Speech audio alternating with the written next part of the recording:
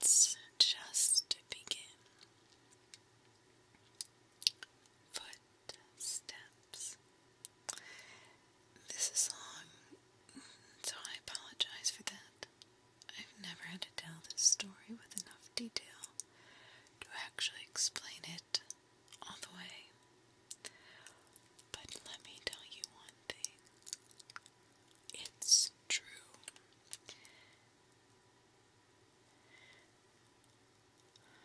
And it happened when I was approximately 6 years old. I was in a quiet room, and if you are in a quiet room, you can press your ear against your pillow and you can hear your heart beat. As a kid, the muffled rhythmic beat sounded like soft footsteps on a carpeted floor. So as a kid, almost every single night, I would hear these footsteps and I would be ripped back to consciousness, absolutely terrified. You know, for my entire childhood,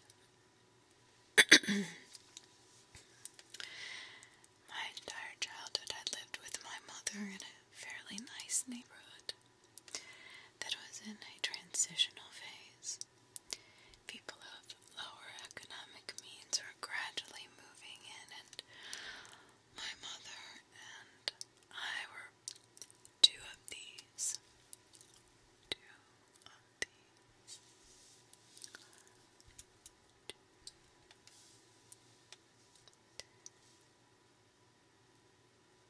We lived in the kind of house you see being transported in 2 pieces on the interstate. But my mom took good care of our home. There were a lot of woods surrounding the neighborhood that I would play in and explore during the day. But at night, as things often do when you're a child, they took on a more sinister feel. This coupled with the fact that, due to the nature of our house, there was a fairly large crawl space underneath, filled my mind with imaginary monsters and inescapable scenarios, which would consume my thoughts when I was awoken by footsteps. I told my mom about the footsteps, and she said that I was just imagining things, but was I really? I persisted enough that she blasted my ears with water from a turkey baster once, just to placate me. Since I thought that would help, of course it didn't.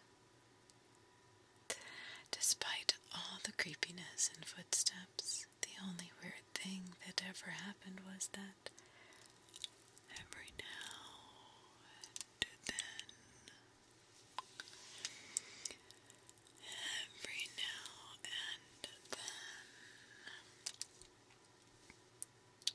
I would wake up on the bottom bunk, despite having gone to sleep on the top.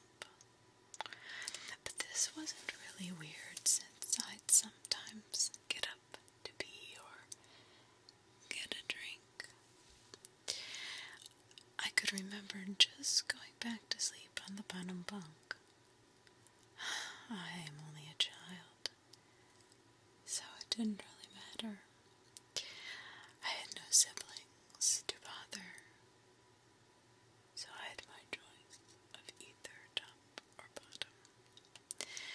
This would happen once or twice a week, but waking up on the bottom bunk wasn't terrifying. One night, I didn't wake up on the bottom bunk. I had heard those footsteps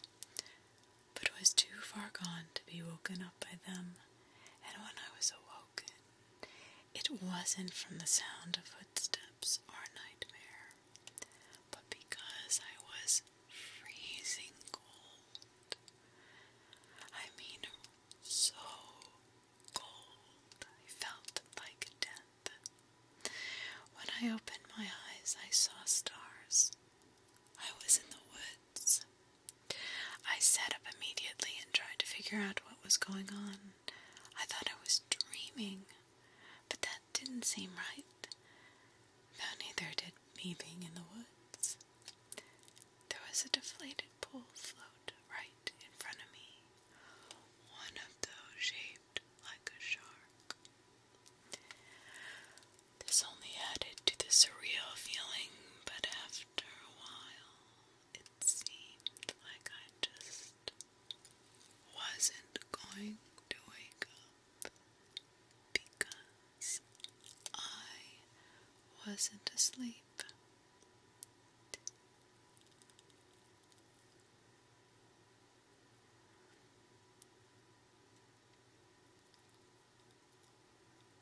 I stood up to orient myself, but I didn't recognize these woods. I played in the woods by my house all the time. These were not the same woods. Then how could I get out? I took a step and felt a shooting pain in my foot, which knocked me back to where I'd just been laying.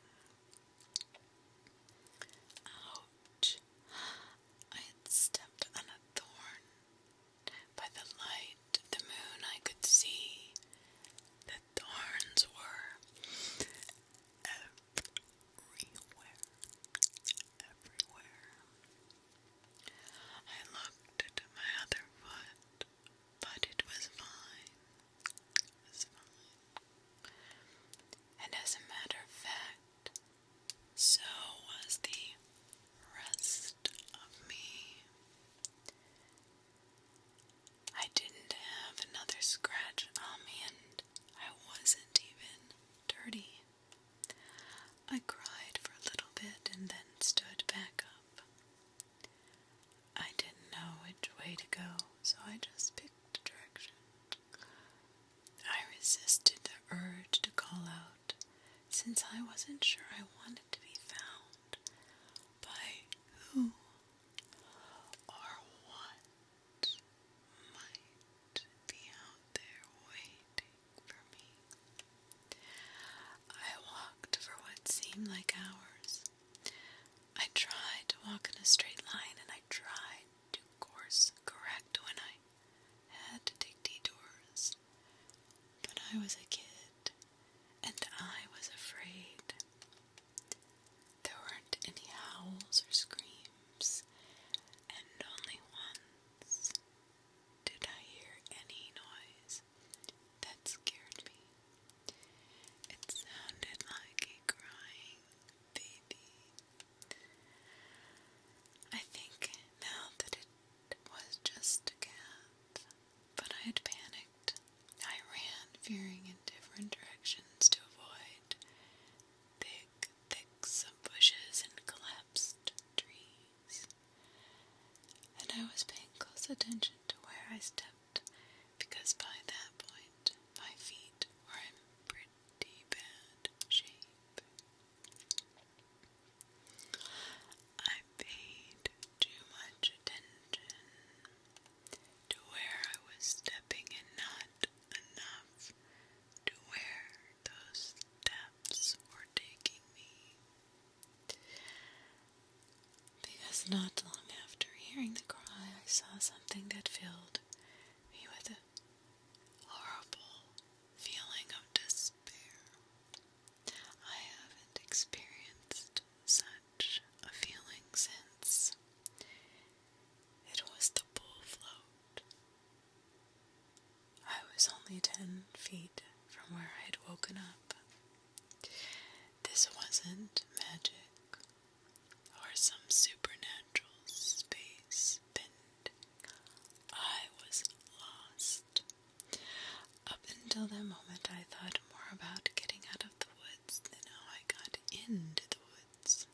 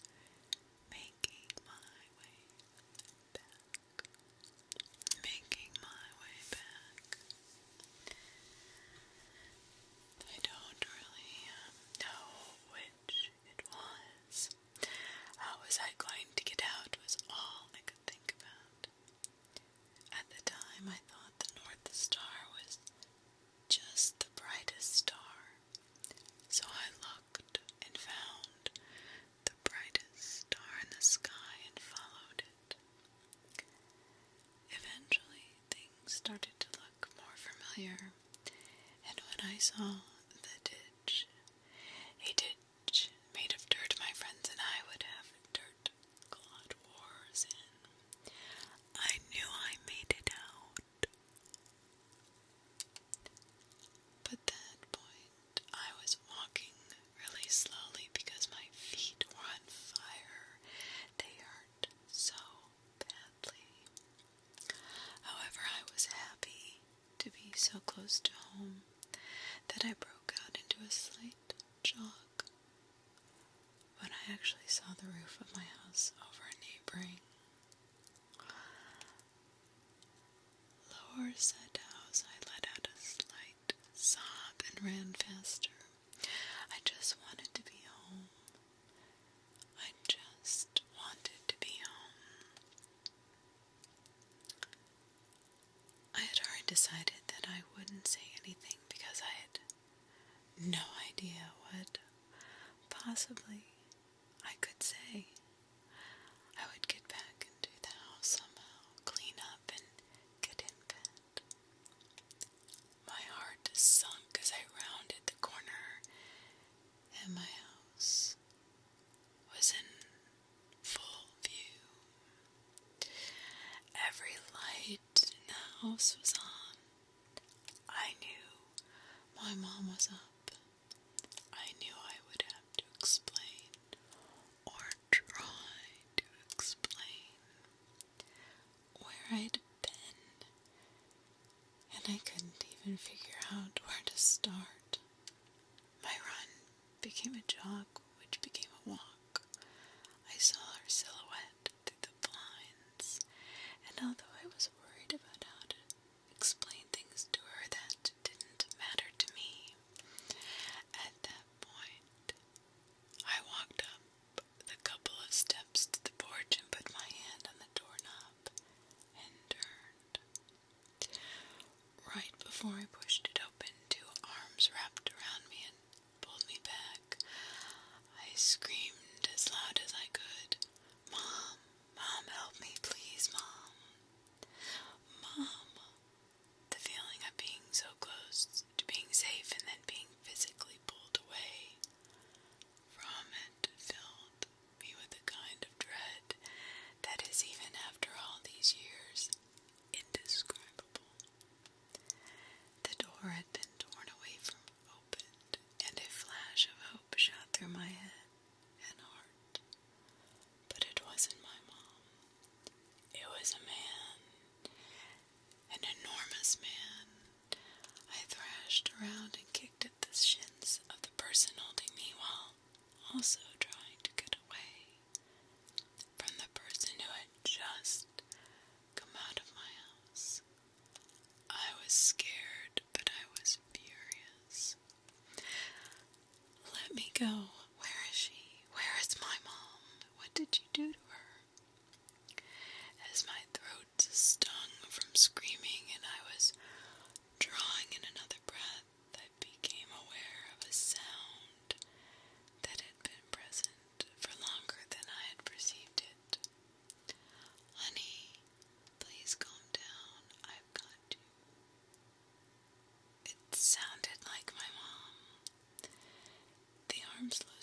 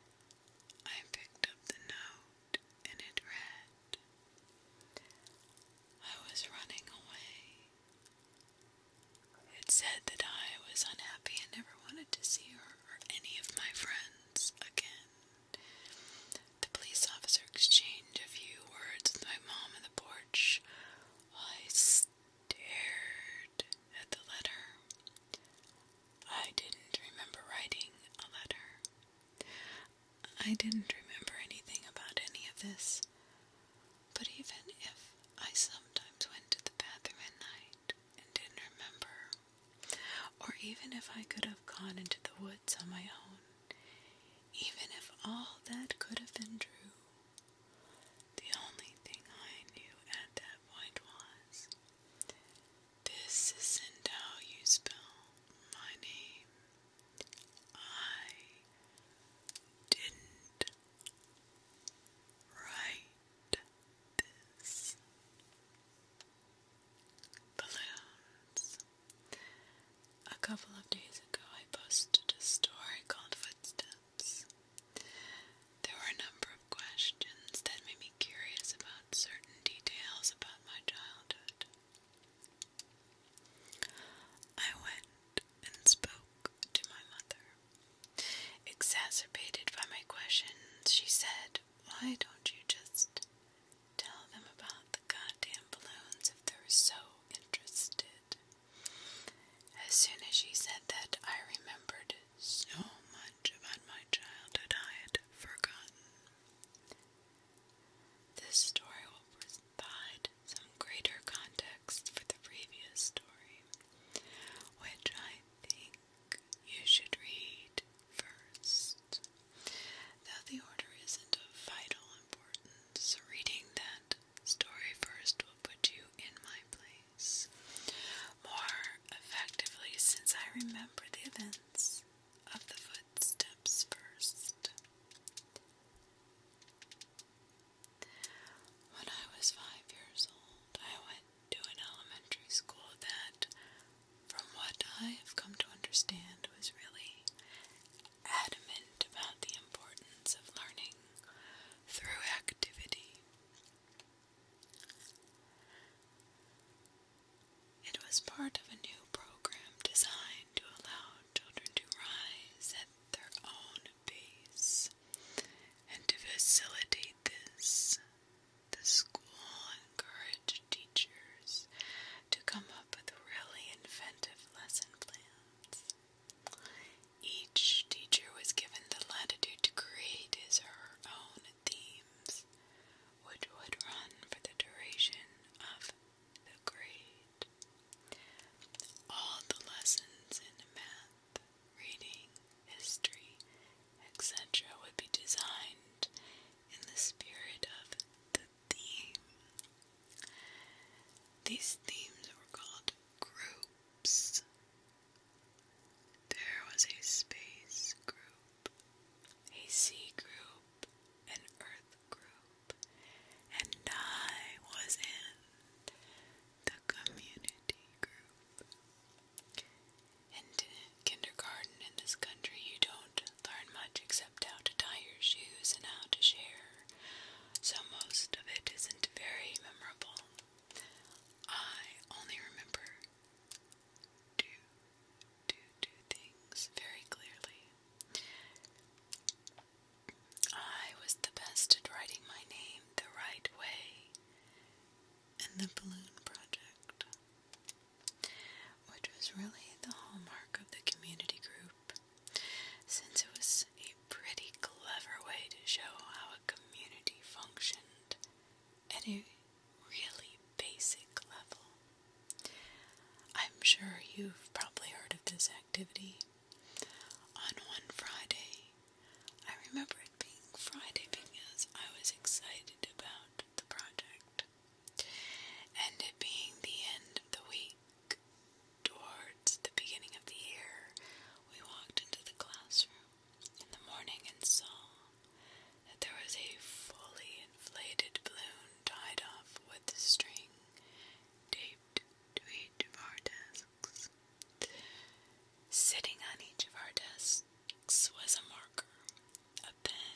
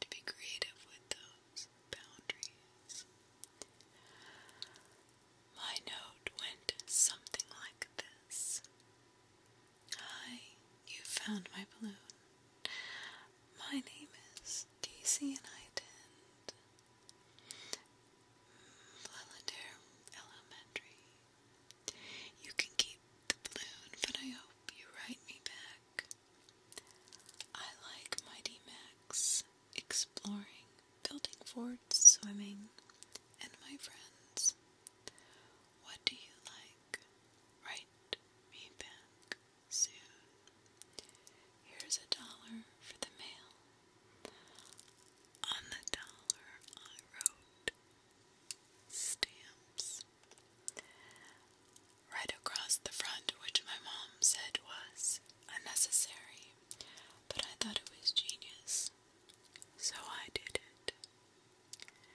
The teacher took a Polaroid of each of us with our balloons and had us put them in the envelope along with our letter. They also included another letter that I assumed explained the nature of the project and sincere appreciation for anyone's participation in writing back, sending photos of their city or neighborhood. That was the whole idea. That was the whole idea. To build a sense of community without having to leave the school, and to establish safe contact with other people. It seemed like such a fun idea. Over the next couple weeks, the letters started to roll in. Most came with pictures of different landmarks, and each time a letter would come in, the teacher would pin the picture on a big wall map we had put up, showing where the letter had come from and how far the balloon had traveled. Honestly, it was a really smart idea, because we actually looked forward to coming to school to see if we had gotten our letter. For the duration of the year, we had 1 day a week where we could write back to our PenPal or other students' PenPals in case our letter had not come in yet. Mine was one of the last to arrive. When I came into the classroom, I looked at my desk, and once again I didn't see any letter waiting for me. But as I sat down, the teacher approached me and handed me an envelope. I must have looked so excited, because as I was about to open it, she put her hand on mine to stop me and said, "Please don't be upset." I didn't understand what she meant. Why would I be upset now that my letter had come? Initially, I was mystified that she would even know what was in the envelope. But now I realized that, of course, the teachers had screened the contents to make sure there was nothing obscene. But all the same, how could I be disappointed? When I opened the envelope, I understood. There was no letter. The only thing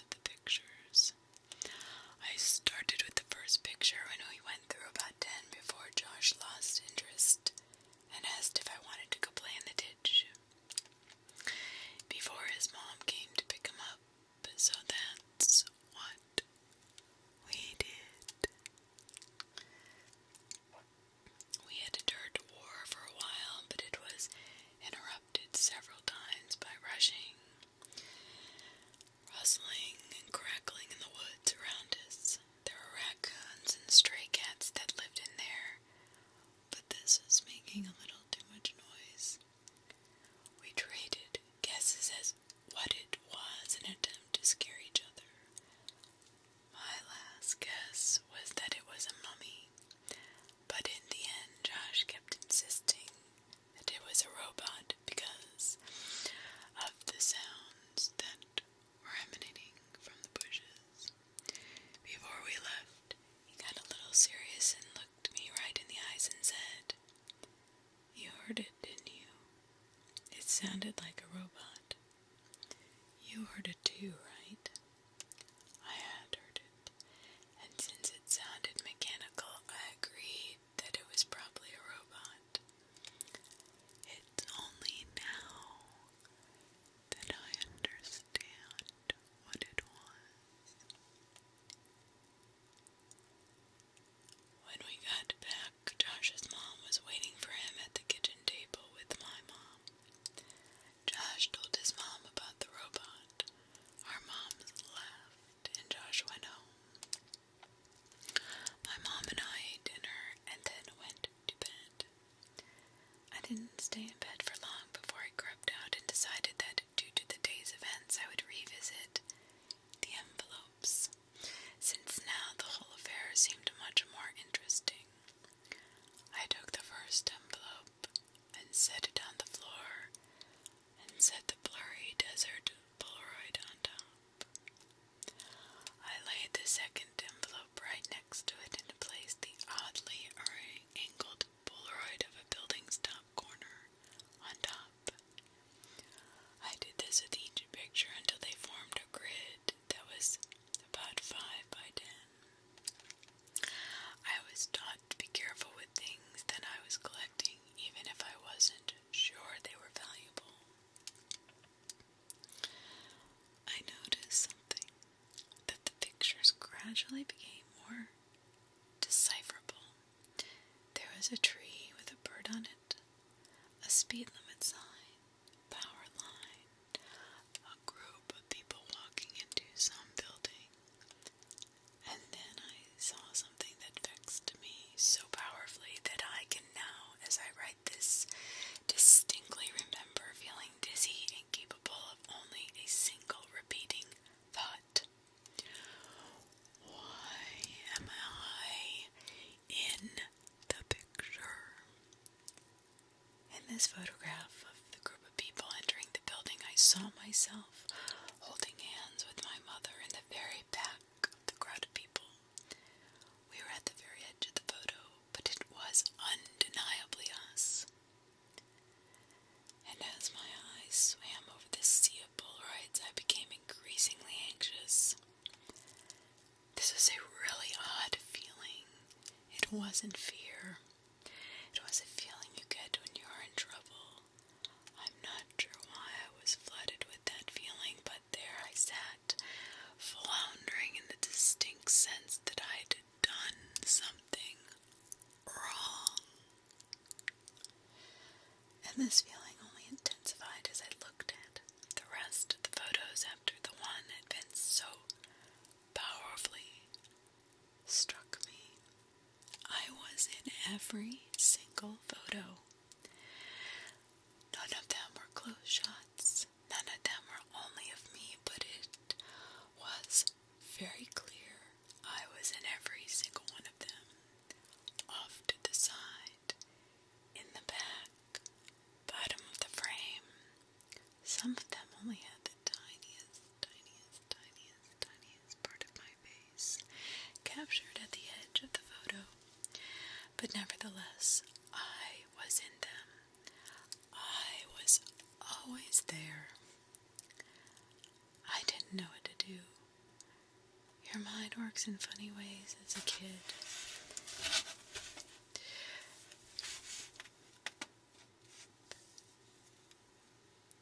But there was a large part of me that was afraid of getting in trouble simply for being up too late, since I had already the looming feeling of having done something horribly wrong. I decided that I would wait until tomorrow. The next day my mom was off work and I spent most of the morning cleaning up around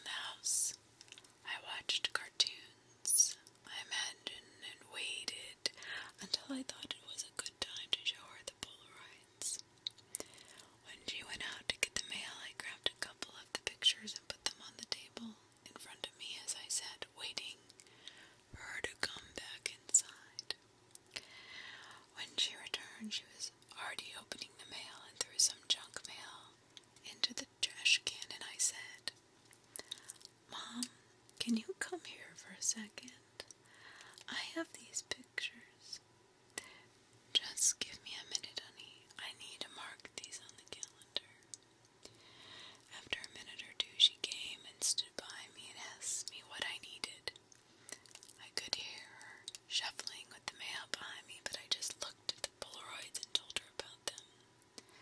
As I explained more and pointed to the pictures, her frequent ahs and okays decreased, and she was suddenly completely quiet and only making little noises with the mail.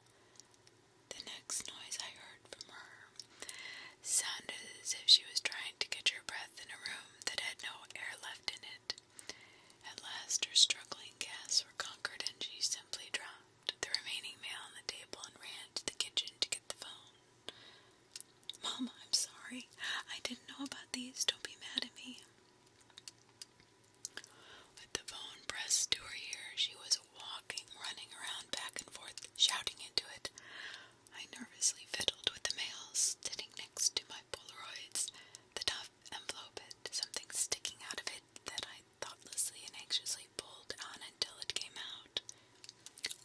Another Polaroid. Confused, I thought that somehow one of my Polaroids had slipped into the stack when she threw the mail down, but when I turned it over, it looked at it and realized that I had not seen this one before. To my dismay, it was me, but this was a much closer shot. I was surrounded by trees and was smiling, but it wasn't just me, I noticed. Josh was there too. This was us from yesterday. I started yelling for my mom, who was still screaming into the phone. I repeatedly yelled for her until she finally responded with, "What?" And I could only think to ask, "Who are you calling?" "I'm talking to the police, honey." "But why? I'm sorry, I didn't mean to do anything." She answered me with a response that I never understood until I was forced to revisit these events from the earliest years of my life. She grabbed the envelope off the table, and the picture of Josh and I spun it and slid, landing next to the other Polaroids in front of me. She held the envelope up to my eyes, but I could only look at her and watch as all the color began draining out of her face. With tears welling in her eyes, she said that she had to call the police because there was no postmark. Boxes.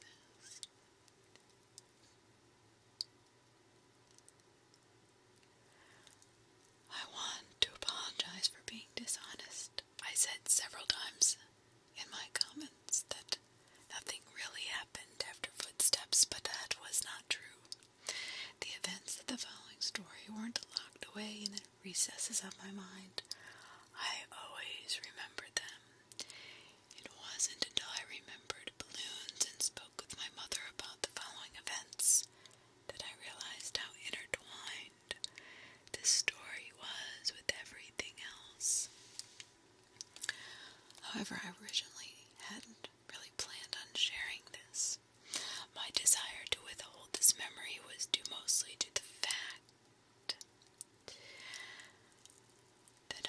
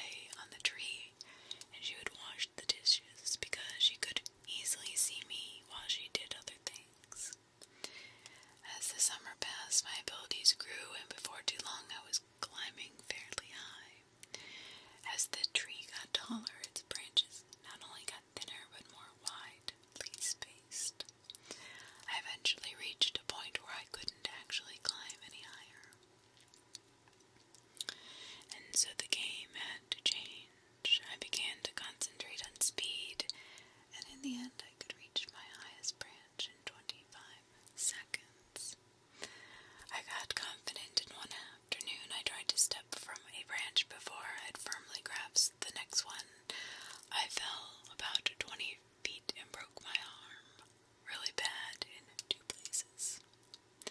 My mom was running towards me yelling, and I remember sounding like she was underwater.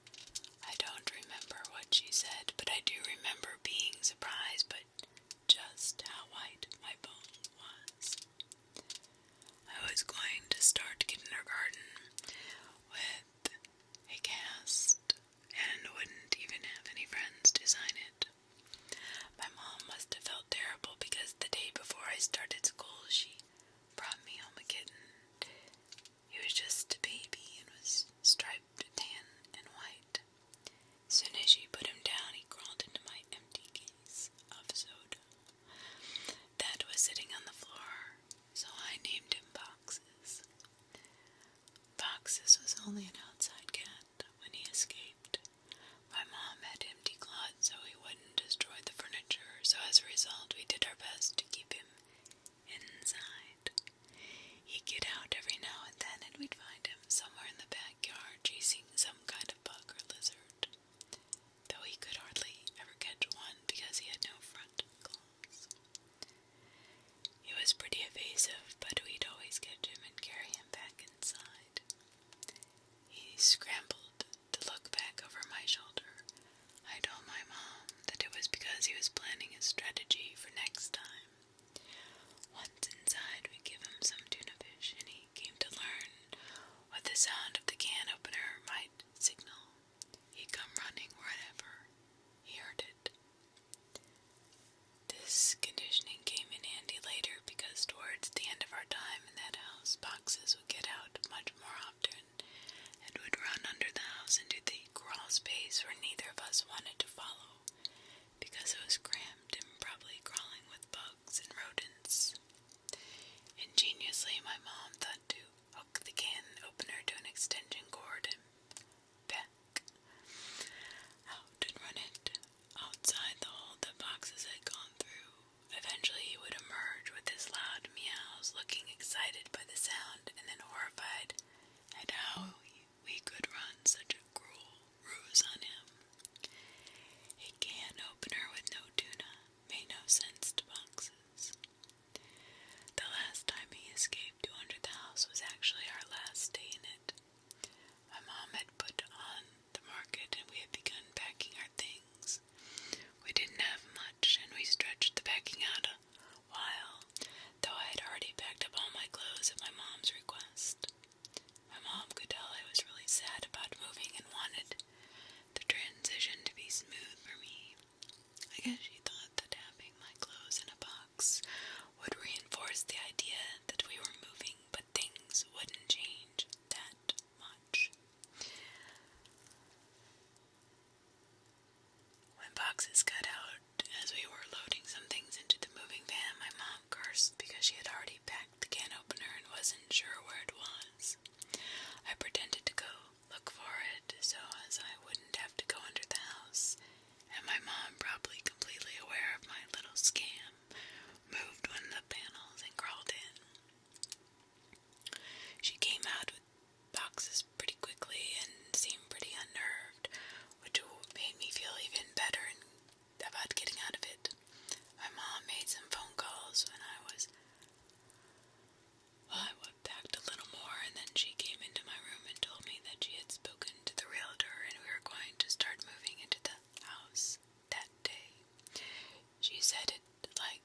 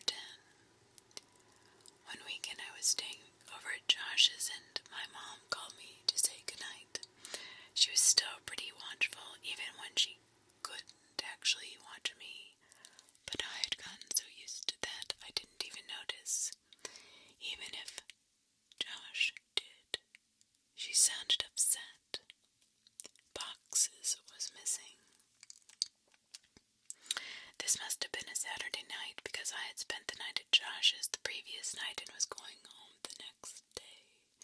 Because we had school on Monday, boxes had been missing since Friday afternoon. I gathered that she had not seen him since returning home after dropping me off. She must have decided to tell me he was missing because if he didn't come home before I did, then I would be devastated at not only his absence, but how she could have kept it from me. She told me not to worry, he'll come back, he always does. But boxes never came back. 3 weekends later, I stayed at Josh's again. I was still upset about boxes, but my mom told me that there had been many times when pets had disappeared from home for weeks or even months at a time, only to return on their own. She said they always knew where home was and would always try to get back. I was explaining this to Josh when a thought hit me so hard that I interrupted my own sentence and said it out loud. What if boxes thought of the wrong home? Josh was confused. What? He lives with you. He knows where his home is. But he grew up somewhere else. Josh, he was raised in my old house a couple neighborhoods away. Maybe he still thinks of that place as home like I do. Oh, I get it. Well, that'd be great. We'll tell my dad tomorrow and he'll take us over there so we can look.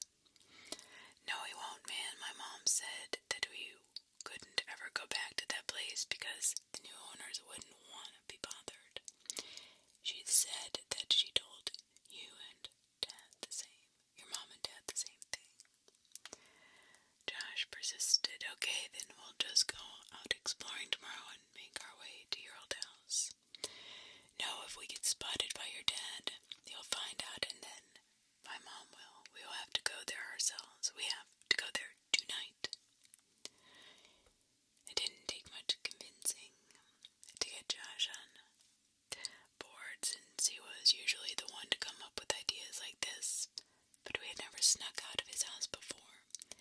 It actually turned out to be incredibly easy. The window in his room opened to the backyard and we had a latch wooden fence that wasn't locked. After those 2 minor hurdles, we slipped off into the night, flashlight and walkie-talkies in hand. There were 2 ways to get from Josh's house to my old house. We could walk on the street and make all the turns and go through the woods, or go through the woods, which would take about half the time. It would have taken about 2 hours to walk there, taking the street. I suggested that we go that way. I told him it was because I didn't want to get lost. Josh refused and said if we were seen, they might recognize him and tell his dad. He threatened to go home if we didn't just take the shortcut. And I accepted because I didn't want to go by myself. Josh didn't know about the last time I walked through the woods at night. The woods were much less creepy with a friend and flashlight, and we were making pretty good time. I wasn't entirely sure where we were, but Josh seemed confident enough, and that bolstered my morale. We passed through a particularly thick patch of tangled trees where the strap of my walkie-talkie got caught on a branch. Josh had the flashlight, and so I was struggling to get the walkie-talkie free when I heard Josh say, "Hey man, wanna go for a swim?" I looked over to where he was shining the flashlight, though I closed my eyes as I did because I now knew where we were. He was pointing at the pool float. This is where I had woken up in the woods all those years ago. I felt a lump in my throat and the sting of fresh tears in my eyes as I continued to struggle with the walkie. Frustrated, I yanked on it hard enough to break it free and turned and walked to Josh, who had partially laid down on the pool float in a mock sun-bathing pose. As I walked towards him, I stumbled and nearly fell into a fairly large hole that was sitting in the middle of this small clearing, but I regained my balance and stopped right at its edge. It was deep. I was surprised by the size of the hole, but more surprised by the fact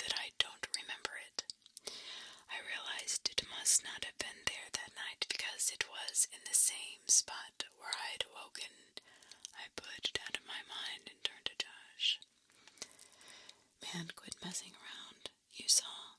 I was stuck over there and you were just laying there joking around on this float. I punctuated the sentence with a kick to an exposed part of the float. A screeching rose from it.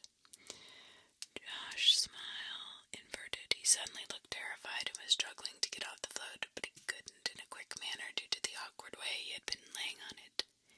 Each time he had fallen back on the float, the screech would intensify. I wanted to help Josh, but I couldn't move myself any closer. My legs wouldn't cooperate. I hated these woods. I picked up the flashlight that he had thrown in his thrashing and shined it on the float, not knowing what to expect. Finally, Josh got out the boat and rushed next to me, looking at where I was shining the light. Suddenly, there it was. It was a rat. I nervously started laughing, and we both watched the rat run into the woods, taking the screeching with it. Josh lightly punched me in the arm, the smile returning to his face slowly, and we continued walking.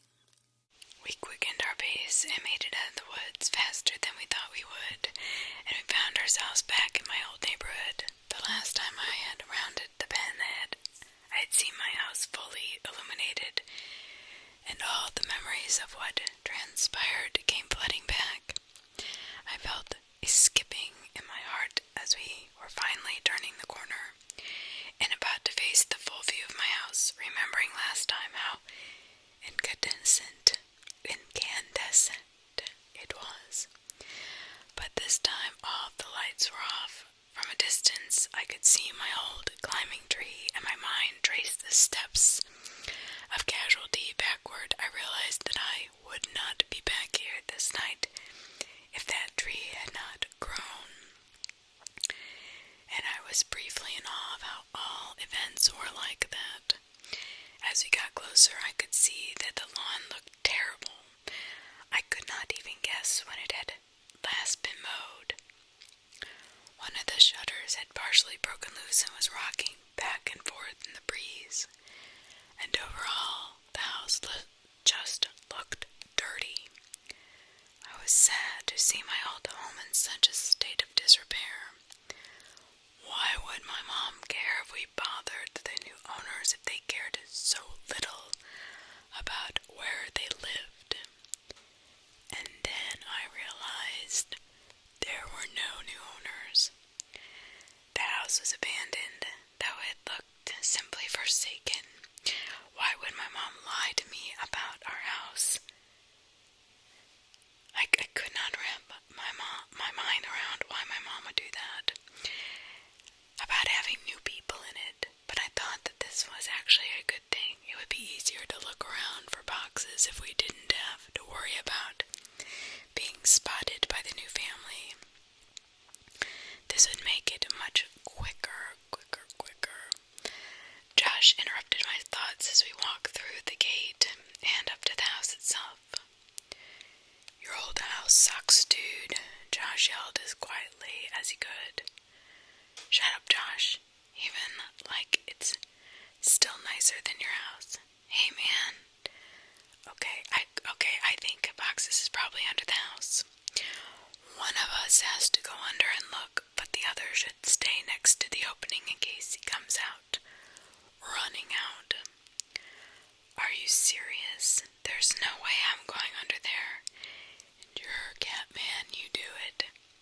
Look, I'll game you for it, unless you're too scared, I said, holding my fist over my upturned palm. Fine, but we go on shoot, not on 3. It's rock, paper, scissors, shoot, not 1.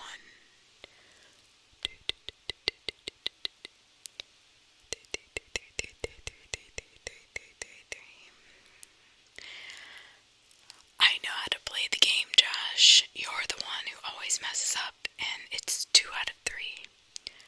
Oh, I lost. I wiggled loose the panel that my mom would always move when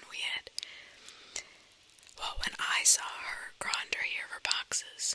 She only had to do it a couple of times since the can opener trick usually worked. But when she had to do it, she hated it, especially the last time.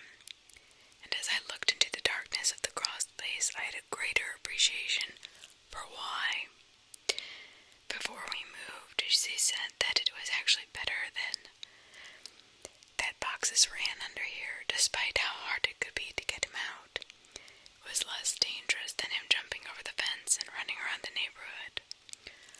All that was true.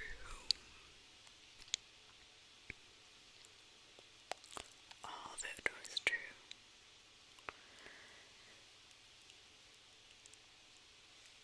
But I was still dreading doing this. I grabbed the flashlight and the walkie-talkie and began to crawl in.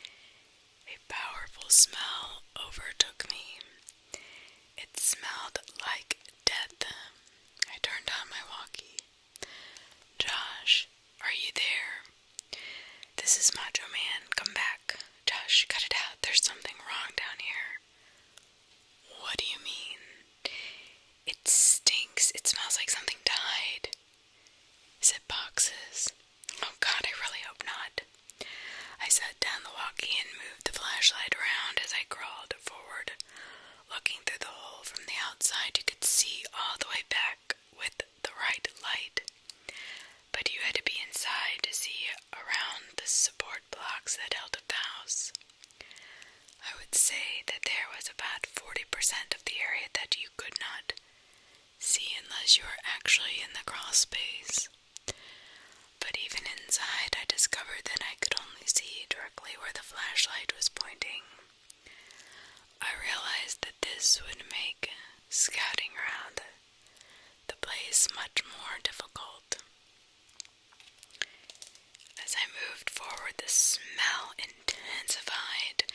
The fear was growing in me that boxes had come here and something happened to him. It was really weird. I shined the flashlight around, but could not see much of anything. I wrapped my fingers around a support block to pull myself forward, and as I did that, I felt something that made my hand recoil. My heart sank, and I prepared myself emotionally for what I was about to see. I crawled slowly so I could prolong what I knew was coming and itched my eyes. Forward in the flashlight, past the block to see what was on the other side. I staggered back in horror. Jesus Christ! Escaped my trembling mouth. It was a hideous and twisted creature, badly decomposed. Its skin had rotted away on its face, the teeth appeared to be enormous, and the smell was unbearable. What is it? Are you okay? Is it boxes? I reached for the walkie. No, it's not boxes. What in hell is it then? I don't know. I shined the light on it again and looked at it with less fear in my vision. I chuckled. It's a raccoon. Well, keep looking. I'm gonna go into the house to see if he might have made it in there somehow. What? No, Josh, don't go in there. What boxes is down here and runs out? He can't. I put the board back. I looked and saw that he was telling the truth. Why did you do that? Don't worry, man. You can move it easily. This makes more sense. If boxes ran out and I missed him, then he'd be gone. If he's down there, then grab him tight and I'll move the board, and if he's not, then you can move it yourself. Why, look in the house. Alright, some of his points were good, and I doubted he'd be able to get in anyway. Okay, but be careful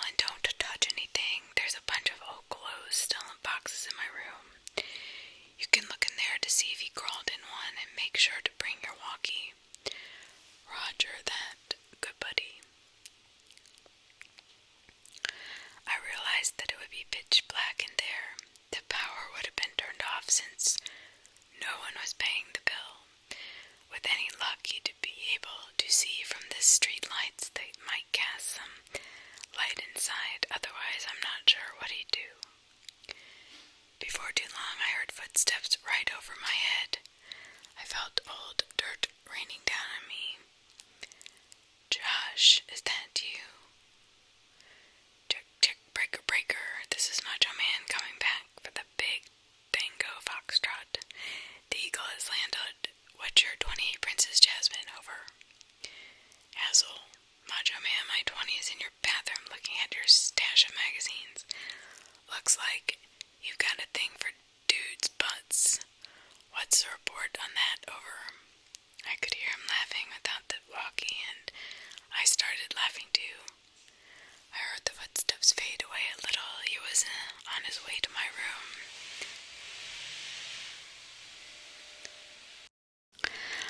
I heard the footsteps fade away a little. He was on the way to my room.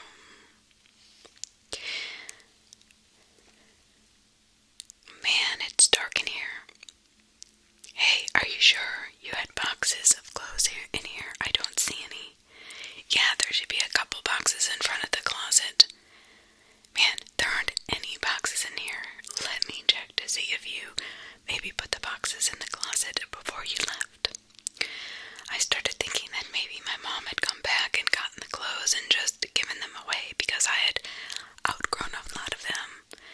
But I remember leaving the boxes there. I didn't even have time to close the last one up before we left.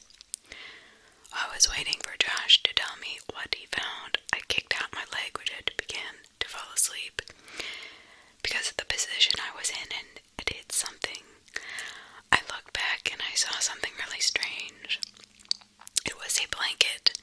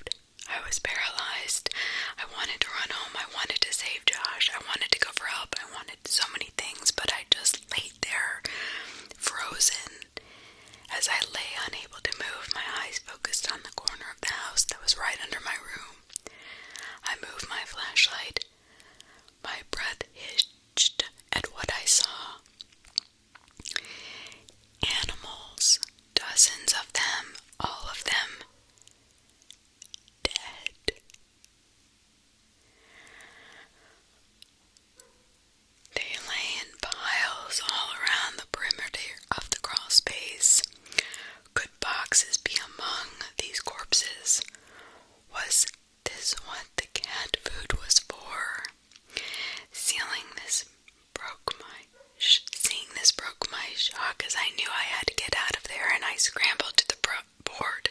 I pushed on it, but it wouldn't budge. I couldn't move it because it was wedged in there, and I couldn't get my fingers around it since the edges were outside. I was trapped. God damn you, Josh, I whispered to myself. I could feel the thunderous footsteps above me.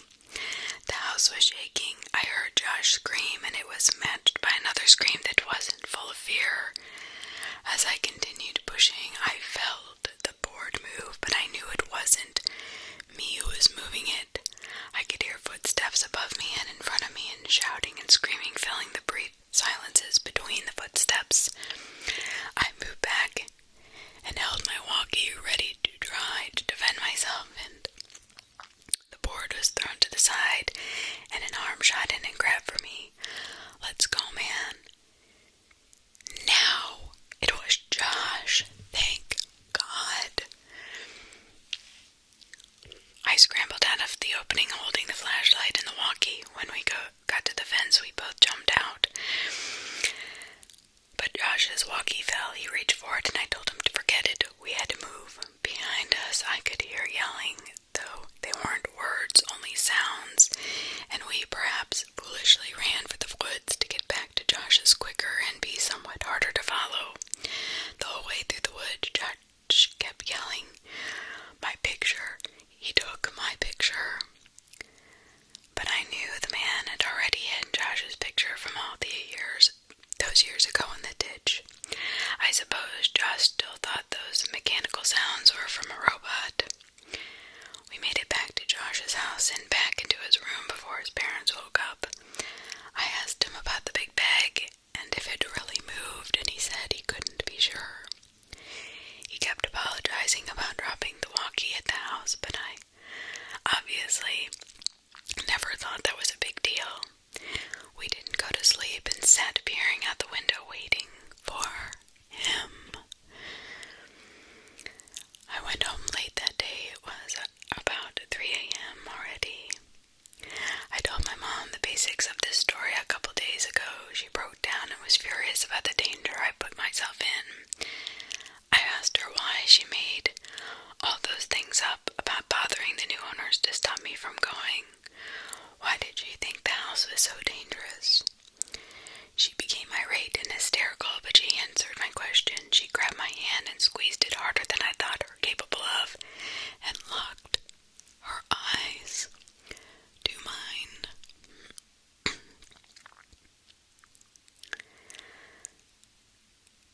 Whispering as if she was afraid of being overheard.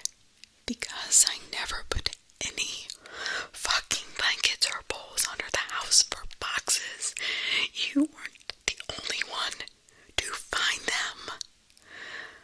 I felt dizzy. I understood so much now. I understood why she had looked so uneasy after she brought boxes out from under the house on her last day there. She found more than spiders or a rat's nest that day. I understood why we left almost 2 weeks early. I understood why she tried to stop me from going back. I understood all of it now. It all made sense. It all made sense to me.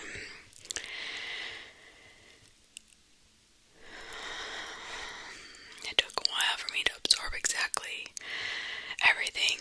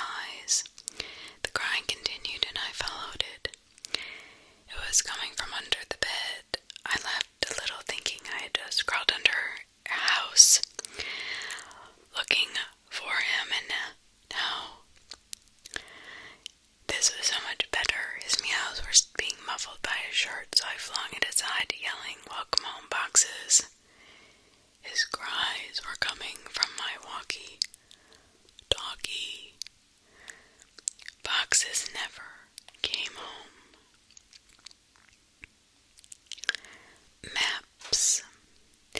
There was a comment in the last post that made me remember an event from my childhood that I always took as odd but never considered it to be related to any of these stories. I know now that it is. It's funny how the memory works, or really how memories work. The details might be all present in your mind, though scattered and disarrayed, and they're not really in order even though you may think they are. Like a single thought, a single smell, a single vision can stitch them back together almost instantaneously. I never thought of these events much because I was focused on the wrong details. I went back to my mom's house and went through my whole childhood schoolwork looking for something that I think is important. I couldn't find it, but I'll keep looking again. Most old cities and the neighborhoods in them were not planned with the thought that the population would begin to grow exponentially, and it would have to be accommodated. The layout of the roads is generally or originally in response to geographical restrictions and the necessity of connecting points of economic importance.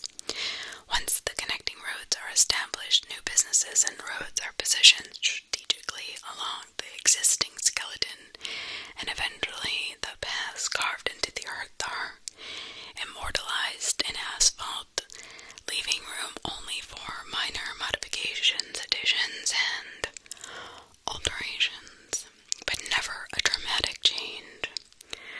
My childhood neighborhood must have been old, then, if straight lines move as the crow flies, then my neighborhood must have been built based on the travels of a snake.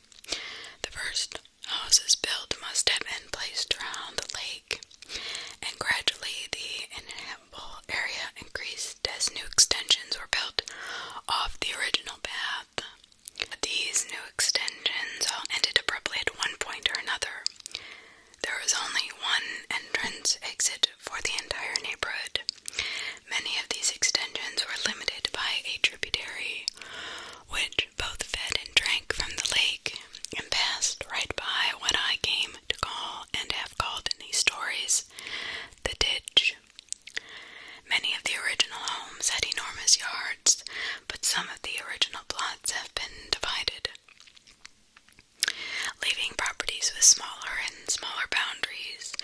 An aerial view of my neighborhood would give one of the impression that an enormous squid had once died in the woods, and some adventuring entrepreneur found the corpse and paved roads over its tentacles, only to withdraw his involvement and leave time, greed, and desperation to divide up the land and among prospective homeowners like an embarrassing attempt at golden ratio. From my porch you could see the old houses that surrounded the lake, but the house of Mrs. Maggie was my favorite. She was, as best as I can remember, around 80 years old, but despite that she was one of the friendliest people I have ever met, she had a herd of loose, set white curls and always wore light dresses with floral patterns. We would talk to her. Actually, me and Josh would talk to her from her back porch when we were swimming in the lake, and she would always invite us in for snacks. She said that she was lonely because her husband Tom was away on business, but Josh and I would always decline her invitation because, as nice as Mrs. Maggie was, there was just something about her that was a little bit odd. Every now and then, when we would swim away, she would say, "Chris and John, you're welcome here any time," and we could hear her still yelling that when we were walking back to my house. Mrs. Maggie, like many of the older homeowners, had a sprinkler system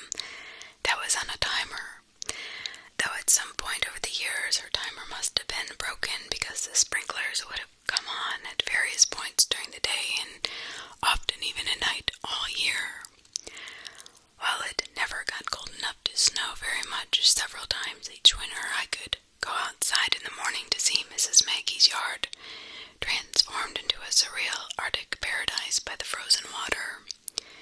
Every other yard stood sterile and dry by the biting frost of the winter's cold, but right there in the middle of the bleak reminder of the savagery of the season was an oasis of beautiful ice hanging like stalactites from every branch of every tree and every leaf of every bush. As the sun rose, it reflected off, and each piece of the ice splintered the sun into a rainbow that would only be viewed briefly before it blinded you.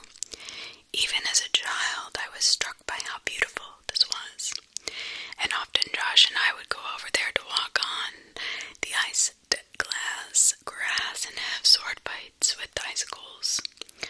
I once asked my mom why she left it on like that. My mom seemed to search for the explanation before she said, "Well, sweetie, Mrs. Maggie is sick a lot, and sometimes when she gets really sick, she gets confused.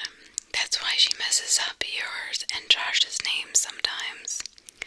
She doesn't mean to, but sometimes she just can't remember. She lives in that big house all by herself, so it's okay if you talk to her when you swim in the lake, but when she invites you in, you should keep saying no. Be polite. Her feelings will never get hurt. But she'll be less lonely when her husband comes home, though, right? How long will he be away on business? It seems like he's always away." My mom seemed to struggle, and I could see that she had become very upset. Finally, she answered, "Honey, Tom's not coming home at all. Tom is in heaven. He died years and years ago, but Mrs. Maggie doesn't remember. She gets confused and forgets, but Tom's not ever coming home.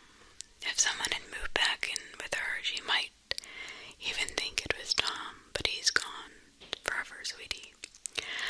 I would have been only about 5 or 6 when she told me that, and while I didn't understand it completely, I still profoundly sad for Mrs. Maggie. I know that Mrs. Maggie had Alzheimer's. She and her husband Tom had 2 sons, Chris and John. The 2 had worked out payment plans with the utility companies and paid for Mrs. Maggie's water and electricity. But they would never visit her. I don't know if something happened between them, or if it was the illness, or if they just lived too far away, but they never came around. I have no idea what they look like, but there were times when Mrs. Maggie must have thought Josh and I looked like they did when they were children. During the summer after kindergarten, before the events of balloons, Josh and I had taken to exploring the woods near my house, as well as the tributary of the lake. We knew that the woods between our houses were connected and thought it would be neat if the lake near my house was somehow connected to the creek around his. So we resolved ourselves to find out. We were going to make maps. The plan was to make 2 separate maps and then combine them. We would make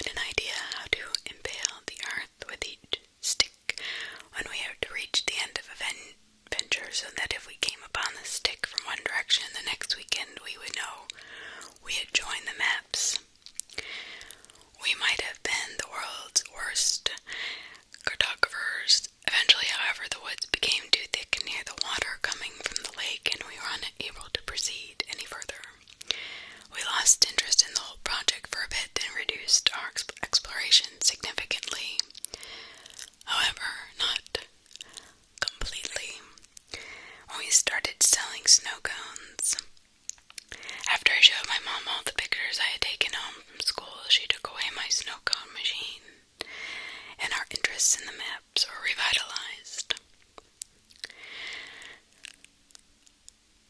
So, how did we get around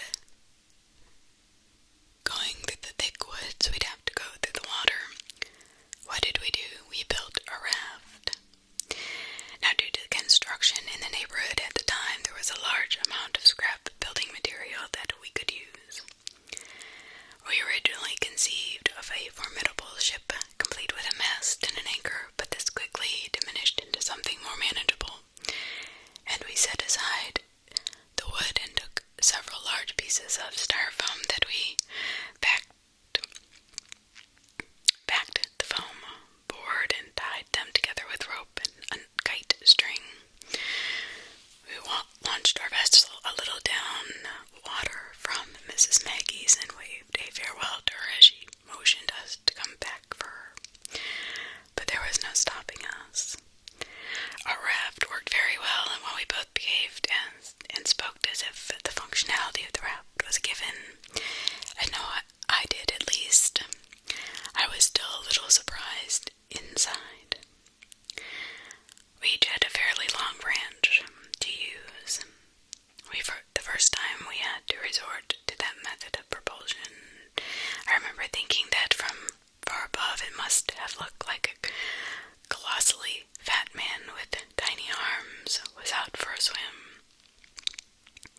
So it actually took us several trips, but we continued this well into our first grade. Actually, Josh and I were assigned to different groups that year, so since we didn't really see one another during the school day, our parents were more willing to let us hang out all weekend.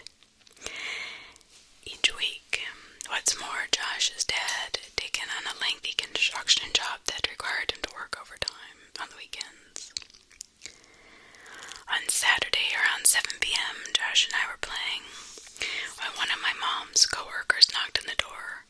Her name was Samantha, and I remember her well now because I would propose to her a couple of years later when I was visiting my mom at work. My mom said that she had to go to work to fix a problem that had arisen, and she'd be back in 2 hours.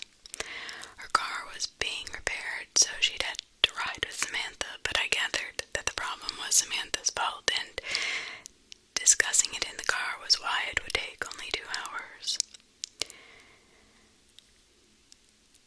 But she said that under no circumstances were we to leave the house or open the door for anyone, and she was in the middle of explaining that she would call every hour when she got here to check in, but she ended that statement prematurely when she remembered that our phone had been turned off for delinquent payments. This is why Samantha had just come by unannounced. She looked me dead in the eye as she was closing the door and said, "Stay put. This is our chance." We watched her drive down the serpentine road towards the exit, and soon as the car rounded the last visible bend, we ran back to my room. I dumped my backpack while Josh grabbed the map. "Hey, do you have a flashlight?" Josh chimed. "No, but we'll be back before dark." I was thinking just in case we should have one. My mom has one, but I don't know where she keeps it. Wait, I ran into my closet and pulled a box down from the top shelf. "You have a flashlight in there?" Josh asked. "Not exactly." I opened a box and revealed 3 Roman candles that I had taken from the pile that my mom had amassed for the 4th of July the past summer, along, of course, with a lighter that I managed to take from her some months prior. We had all we need. We had 1 hour and 50 minutes. We ran through the woods as fast as we could and made it to the raft about 15 minutes. We had our bathing suits on under our clothes, so we stripped off our shorts and shirts and left them in 2 separate piles about 4 feet from the edge of the water, untied the raft from the tree, grabbed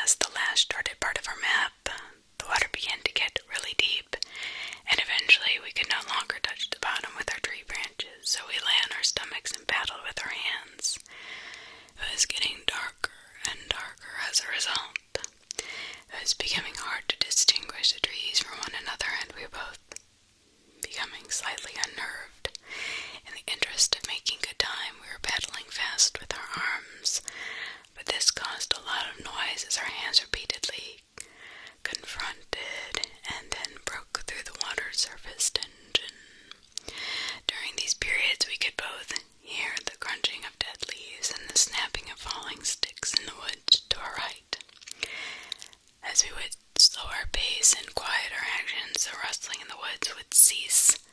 We began to wonder if it was really ever there at all. We didn't know what kind of animals resided this far into the woods, but we did know what we didn't wish to find out.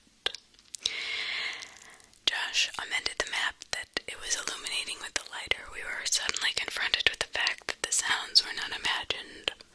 Rapidly and rhythmically we heard crunch, snap, crunch, snap. It seemed to be moving away from us, pushing through the woods just beyond our map.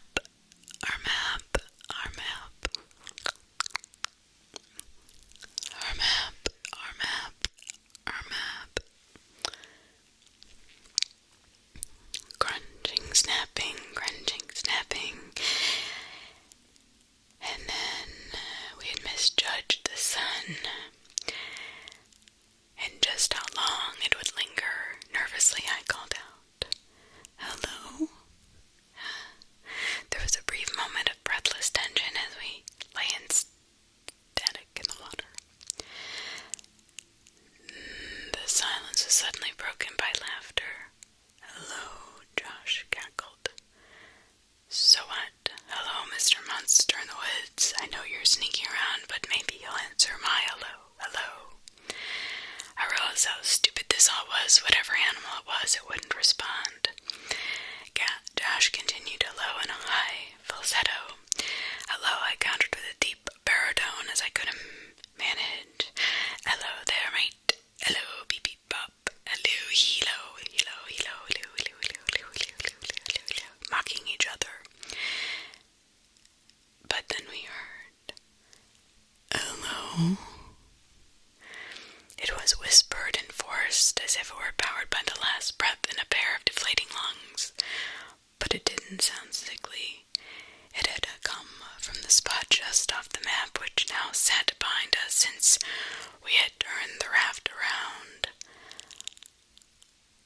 What? I slowly shifted on the raft and faced the direction of the sound as I fumbled with the Roman candle I wanted to see. "What are you doing?" Josh hissed. But I had already lifted as his spark fuse sunk into the wrapper. I held it towards the sky. I had never actually shot one of these myself, and though it thought to just use it like a flare in the movies, a glowing green orb rocketed out towards the stars and then quickly extinguished. I lowered my arm more towards the horizon. I could remember that there were several colors, but I couldn't remember how many times these fired before depleted. A second ball of light burst out and fizzled above the trees, but I still saw nothing. "Man, let's just go," Josh pressed as he turned to face the direction back home and began paddling desperately. "Just one more." Lowering my arm directly in the woods in front of me, another red ball launched from the tube. It collided with a tree, briefly exploding the light in a much greater diameter. Still nothing. I dropped the firework in the water and watched as one more struggling fireball burst free, only to quickly die. Suffocated by the water as we began paddling in the direction towards my house, we heard a loud and unconcealed rustling in the woods. This time it was running. In our panic, we jostled the raft too violently and felt one of the ropes under my chest loosen. "Josh, be careful." But it was too late. Our raft was breaking. Before too long, it had completely fallen apart. We each held down to a separate piece of styrofoam, but the pieces weren't big enough to keep us completely afloat. Our legs dangled beneath us in the winter water. "Josh, quick," I yelled as I pointed to the water right next to him. He scrambled, but it was too cold to move quickly, and we both watched as the map floated away. "I'm cold, man,"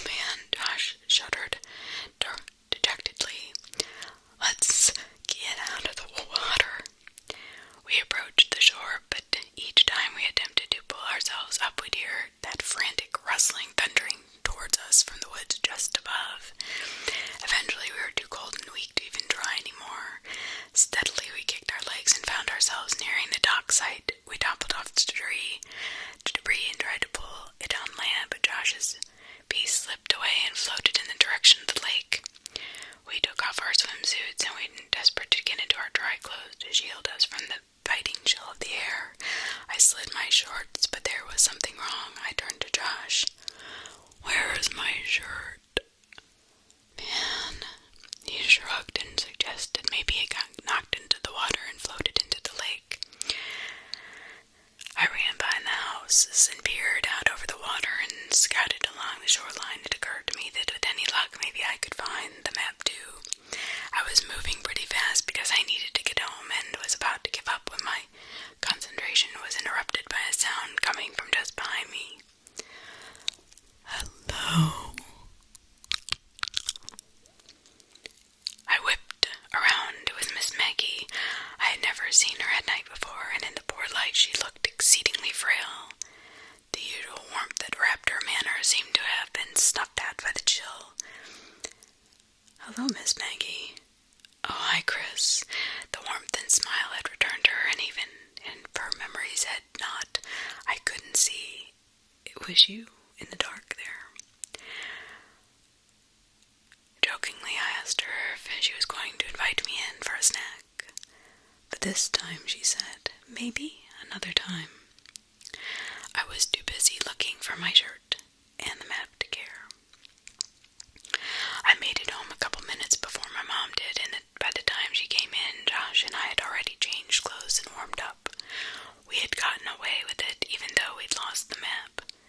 Couldn't find it. Nah, but I saw Miss Maggie. She called me Chris again. "I'm telling you, dude, just be glad you've never seen her at night." We both laughed, and he asked me if she invited me in for a snack. I told him that she didn't, and he was surprised, and now that I had time to think about it, I was surprised as well. Literally every time we had seen her, she had invited us in for snacks, and here I had invited, albeit sarcastically, invited myself. She had said no.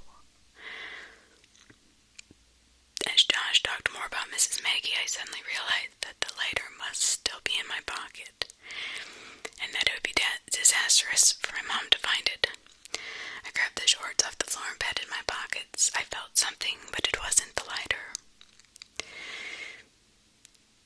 I slid out a folded piece of paper and my heart leapt. The map, I thought, but I watched it float away. As I unfolded the paper, my stomach turned as I tried to understand what I was seeing. Drawn on the paper inside of a large oval were two stick figures holding hands. One was much bigger than the other, but neither had faces. The paper was torn, so a part of it was missing, and there was a number written near the top right corner. It was either 15 or 16. I nervously handed the paper to Josh and asked him if he had put it in my pocket at some point. He scoffed at the idea and asked why I was so upset. I pointed towards the smaller stick figure and said right next to it, "It was my initials." I shook it off, and the rest of the conversation between Miss Maggie and I don't know, I'd always attributed the odd exchange to be her being sick until revisiting the events in my mind all these years later. As I think about it now, the feeling of profound sadness for Miss Maggie returns, but it is augmented by a looming feeling of despair when I think about why she said maybe another time.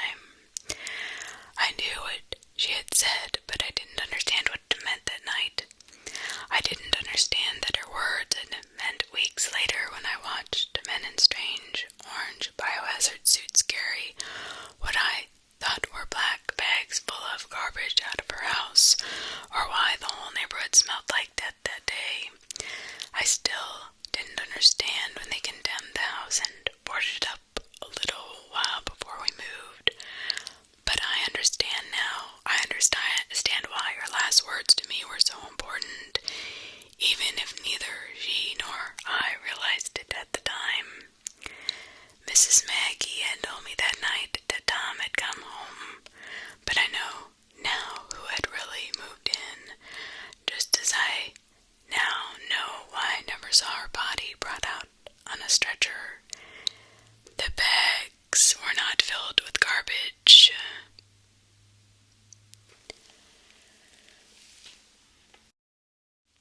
Screens. I've intentionally withheld some details from a lot of my stories. I've let my hopes concerning the way things might influence my evaluation of the way they actually are. I don't think there's any point to that anymore. At the end of the summer, between kindergarten and first grade, I got the stomach flu. This has all the components of the regular flu. However, with the stomach flu, you throw up in a bucket and not the toilet because you're sitting on it. The sickness gets purged from both ends, or at least it did for me. This lasted 10 days, but just before it had passed, the sickness was granted an extension in the form of pink eye. My eyelids were so fused together by the dried mucus generated during the night that the first day I woke with the infection, I thought I had gone blind. When I started first grade, I had a kink in my neck from 10 days of bed rest and 2 swollen bloodshot eyes. Josh was in another group and didn't have much lunch, or didn't have my lunch, so in a cafeteria bursting with 200 kids, I still had a table to myself. I started keeping spare food in my backpack that I would take into the bathroom to eat after lunch, since my school meals were usually confiscated by older kids who knew I wouldn't stand up to them since no one would stand with me. This dynamic persisted even after my condition cleared up, since no one wants to be friends with the kid who gets bullied, lest they have some of that aggression directed towards them. The only reason this stopped was due to the actions of a kid named Alex. Alex was a 3rd grader and was bigger than most of the other kids in the grade. Actually, in any other grade. Around the 3rd week of school, he started sitting with me at lunch, and this put an immediate end to the shortage of my food supply. He was extremely nice, but he seemed kind of slow. We never really talked at length except for when I finally decided to ask why he had been sitting with me. He had a crush on Josh's sister, Veronica. Veronica was in the 4th grade and was probably the prettiest girl in the school. Even as a 6-year-old who fully endorsed the notion that girls were disgusting, I still knew how pretty Veronica was. When she was in 3rd grade, Josh told me 2 boys had actually gotten into a physical fight, which erupted out of an argument concerning the significance of a message she had written in their yearbooks. One of the boys eventually hit the other in the forehead with the corner of the yearbook, and the wound required stitches to close. Well, not one of those 2 boys. Alex wanted her to like him and confessed that he knew Josh and I were best friends. I gathered that he had hoped that I would convey his ostensibly philanthropic deed to Veronica, and that she would presumably be so moved by his selflessness that she'd taken an interest in him. If I told her that he would continue to sit with me for as long as I needed him to. Because this is during the time when Josh mostly stayed at my house, building the raft, navigating tributary with me, I didn't have the chance to bring it up to Veronica because I simply didn't see her. I told Josh about it, and he made fun of Alex, but said that he would tell his sister since I wanted him to. I doubted that he did, but who knows?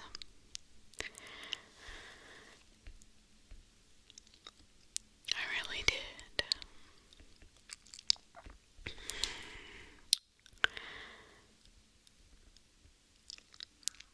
Josh was annoyed that people seemed to be So, taken with his sister, I remembered him calling her an ugly crow. I never said anything to Josh, but I remember wanting to say even then that she was pretty and would one day be beautiful. I was right. When I was 15, I was seeing a movie at a big place. My friends and I had come to call it the Dirt Theater. It was probably nice at some point, but time and neglect had weathered the place severely. This theater had movable tables and chairs on a level floor, so when the theater was full,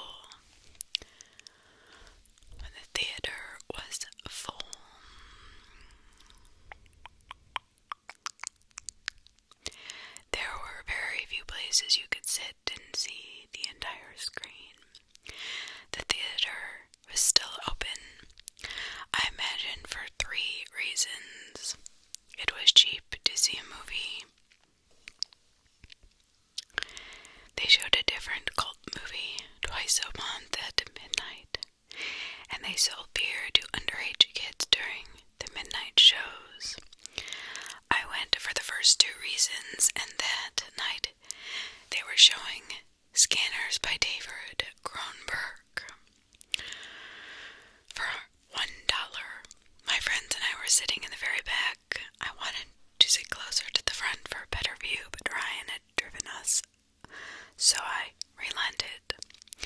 A couple minutes before the movie started, a girl's group walked in. They were all pretty attractive, but whenever beauty they might have had was eclipsed by the girl with the dirty blonde hair, even though I had only caught a glimpse of her profile. As she turned to move her seat, I got a full view of her face, which gave me the feeling of butterflies in my stomach. It was Veronica. I had not seen Josh in a long time. Josh and I saw progressively less of one another after we snuck out to my old house that night when we were 10. And usually when I'd visit him, she'd be out with friends while everyone stared at the screen. I stared at Veronica, only looking away when the feeling that I was being a creep overcame me. But that feeling would quickly subside and my eyes would return to her. She really was beautiful, just like I had thought she'd be when I was a kid. When the credits started to roll, my friends got up and left. There was only one exit, and they didn't want to be trapped waiting for the crowd to clear. I lingered in the hopes of catching Veronica's attention, and she and her friends walked by. I took a chance. "Hey, Veronica." She turned towards me a little startled. "Yeah." I got on my seat and stepped into the light coming in through the open door. "It's me, Josh's old friend from way back. How have you been?"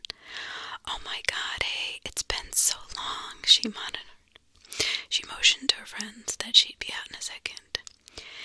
"Yeah, a few years at least, not since the last time I stayed over with Josh. How is he anyway?" "Oh, that's right. I remember all you guys' games. You do still play Ninja Turtles with your friends?" She laughed a little and blushed. "No, Veronica, I'm not a kid anymore. Me and my friends play X-Men now." I was really hoping she'd laugh. She did. "Ah, you're cute." "Do you come to these movies every time?" I was still reeling from what she said. Does she really think I'm cute? Did she just mean I was funny? Does she think I'm attractive?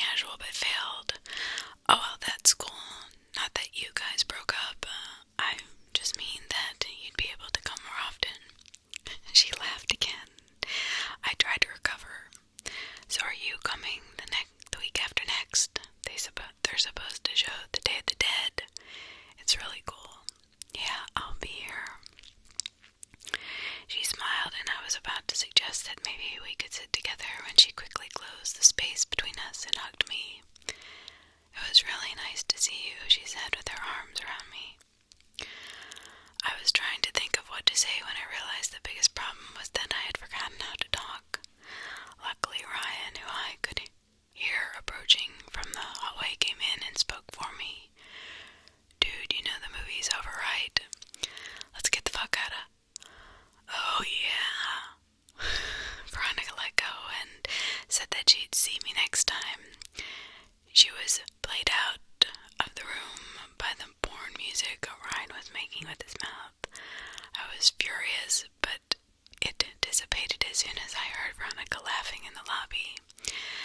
Day of the Dead couldn't come soon enough. Ryan's family was going to be out of town, so he wouldn't be able to drive us, and the other friends I was with that night didn't have cars. A couple of days before the movie, I asked my mom if she could take me. She responded almost immediately by denying my request, but I persisted and she picked up on the desperation in my voice. She asked why I wanted to go so badly since I had seen the movie before, and I hesitated before saying that I was hoping to see a girl there. She smiled and asked playfully if she knew the girl, and reluctantly I told her it was Veronica. The smile disappeared from her face and she coldly said, "No." I decided that I would call Veronica to see if she could pick me up. I had no idea if she still lived at home, but it was worth a try. But then I realized that Josh might answer. I hadn't talked to him in almost 3 years, and if he answered, I'd obviously couldn't ask to talk to his sister. I felt guilty for calling to speak with Veronica and not Josh, but I dismissed that feeling quickly. Josh hadn't called me in years either. I picked up the phone and dialed the number that was still embedded in my muscle memory from having dialed it so often all those years ago. It rang several times before someone picked up. It wasn't Josh. I felt a mixture of relief and disappointment. The person told me I had dialed the wrong number. I repeated the number back to her and she confirmed. She said they must have changed the number, and I agreed. So I just apologized for the disturbance and hung up.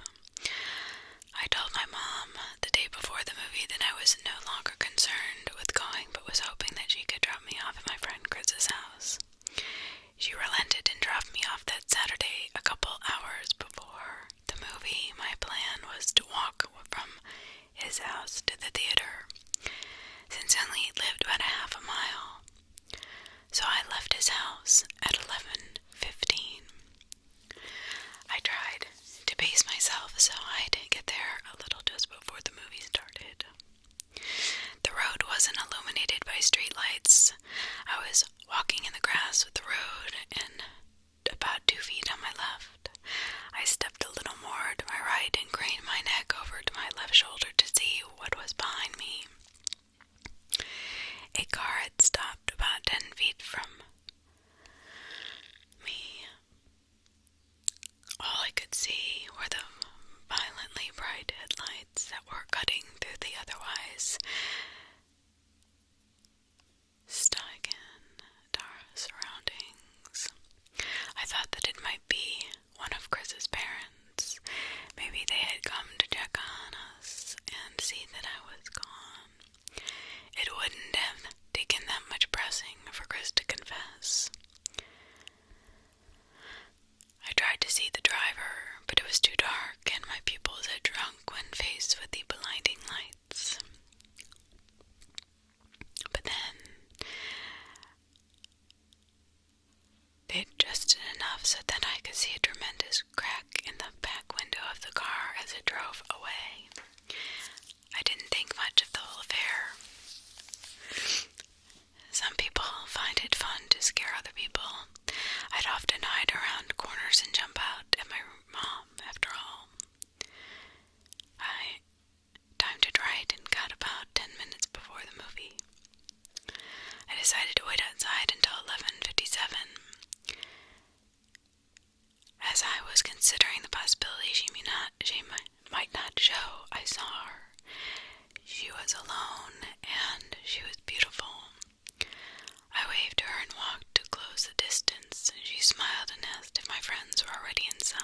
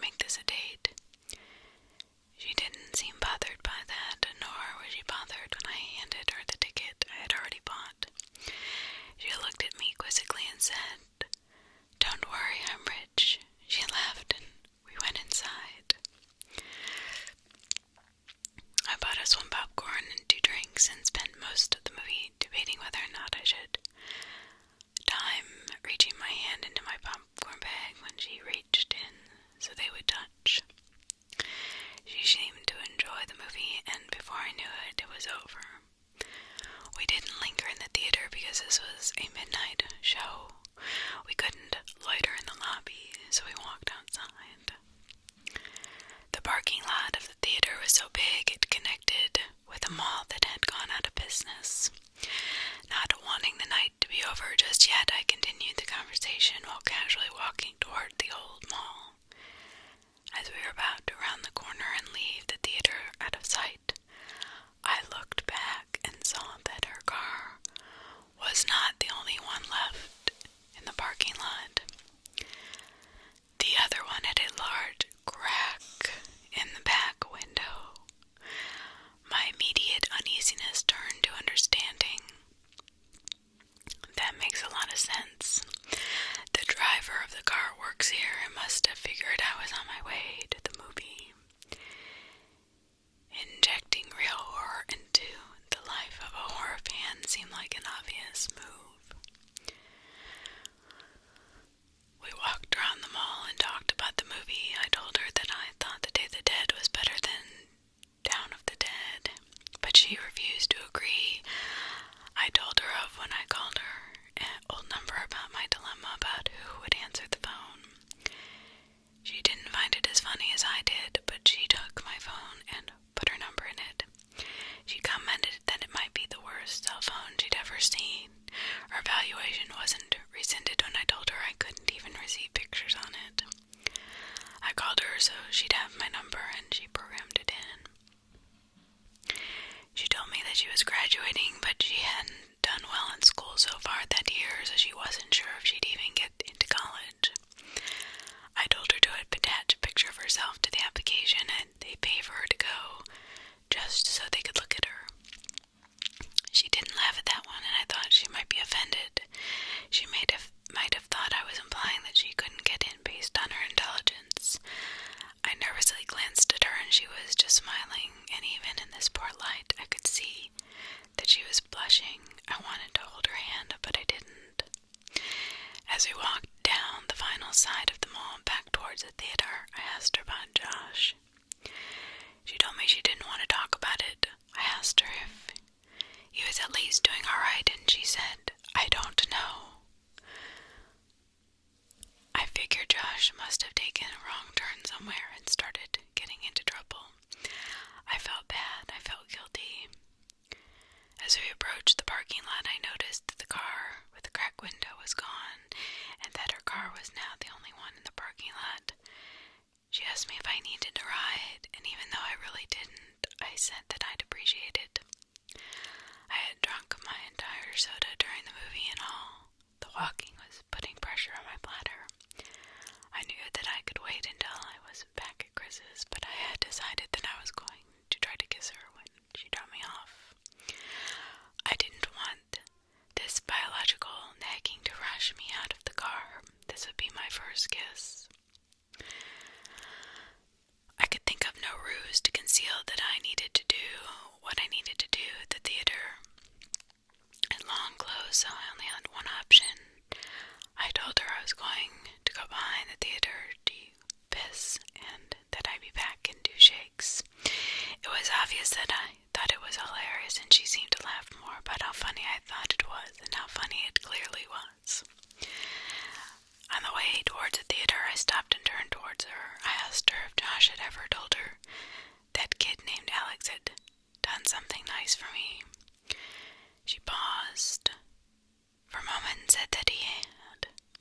She inquired as to why I asked, but I said it was nothing. Josh really was a good friend. When I went to go behind the theater, I realized that there was a chain-link fence extending off and running parallel to the walls of the building. Where I stood, she could still see me, and the fence seemed to stretch on endlessly. So I thought I'd just hop it, duck out of sight, and return as quickly as I could. I may have been paying too much of an effort, but I thought it polite. I climbed the fence and walked just a little ways until I was out of sight.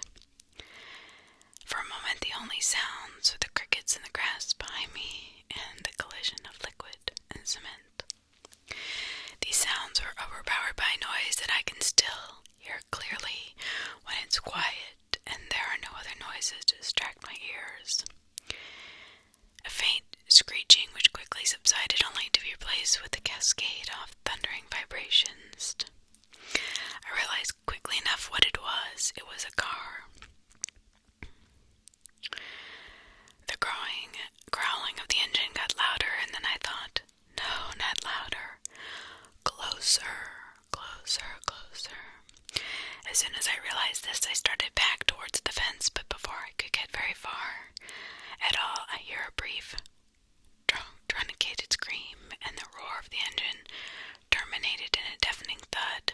I started running, but only after 2 or 3 steps, I was tripped by a loose piece of stone and fell hard and fast into the concrete, my head striking the corner of a chair as I fell.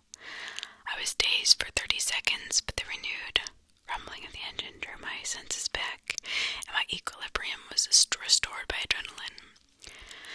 I redoubled my efforts. I was worried that whoever had crashed the car might harass Veronica. As I was climbing over the fence, I saw that there was still only one car in the parking lot. I didn't see any evidence of a crash. I thought that might have misjudged direction and proximity. As I ran towards Veronica's car, as my orientation changed, I saw what the car had hit. My legs stopped working almost completely. It was Veronica. Her car was sitting between us, and as I closed the distance and walked around it, she came fully into view. Her body was twisted and crumpled like a discarded figure meant to represent a catalog of things a human body could not do. I could see the bones of her right shin cutting through her jeans, and her left arm was wrapped so hard around the back of her neck that her hand fell on her right breast. Her head was cranked back, and her mouth hung widely open towards the sky. There was so much blood. As I looked at her, I actually found it hard to discern whether she was laying on her back or her stomach, and this optical illusion made me feel sick. When you are confronted with something in this world that simply doesn't belong, your mind tries to convince itself that it's dreaming, and to that end it provides you with that distinct sense of all things moving slowly as if you were going through sap. In that moment I honestly felt that I would wake up any minute, but I never woke up. I fumbled with my phone to call for help, but it had no signal. I could see Veronica's phone sticking out of what I thought was her front pocket. I had no choice. Trembling, I reached for her phone, and as I did, it slid out. She moved and grasped for air so violently that it seemed as if she were trying to breathe in the whole world. This startled me so much that I staggered back and fell onto the asphalt with her phone in my hand. She was trying to adjust her body to get it into a natural position, but with every spasm and jerk I could hear the crackling and grinding of her bones. Without thinking, I scrambled over to her and put my face over hers and just said, "Veronica, don't move, okay? Just stay still, don't move. Veronica, please, just don't move." I just kept saying it. The words started to fall apart as tears were falling down my face. I called 911 and waited with her, telling her that she would be okay and feeling guilty for lying to her every time I said it. When the sound of sirens tore through the air, she seemed to become more alert. She had remained conscious since I found her, but now more of a light was coming back into her eyes. Her brain was still protecting her from pain, though it looked as if it was finally allowing her to become aware that something was terribly wrong. Help, my picture. He took it. I didn't understand what she meant, so I said the only thing I could say. "I'm so sorry, Veronica." I rode with her in the ambulance where she finally lost consciousness. I waited in the room that they had reserved for her. I still had her phone, so I put it with her first, and I called my mom from the hospital phone. It was 4 a.m. I told her I was fine, but that Veronica was not.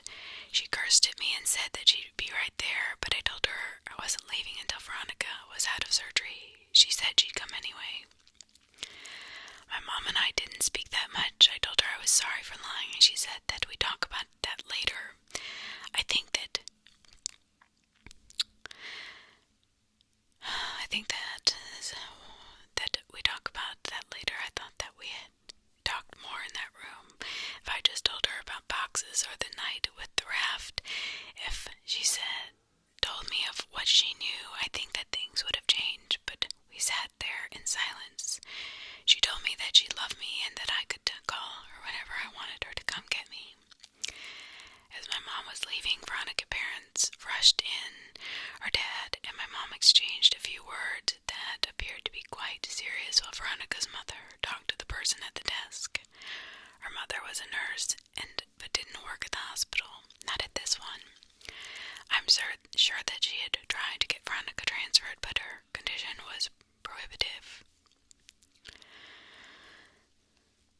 I asked a nurse for a marker, but I couldn't think of anything to write. I slept in the chair in the corner and went home the next day. I came back every afternoon for several days. At some point, they had moved away another patient into her room and set up a screen around Veronica's bed to act as a partition. She never seemed to feel better, but she made more movements of lucidity. But even during these periods, we couldn't really talk. Her jaw had been broken by the car, so the doctors wired it shut.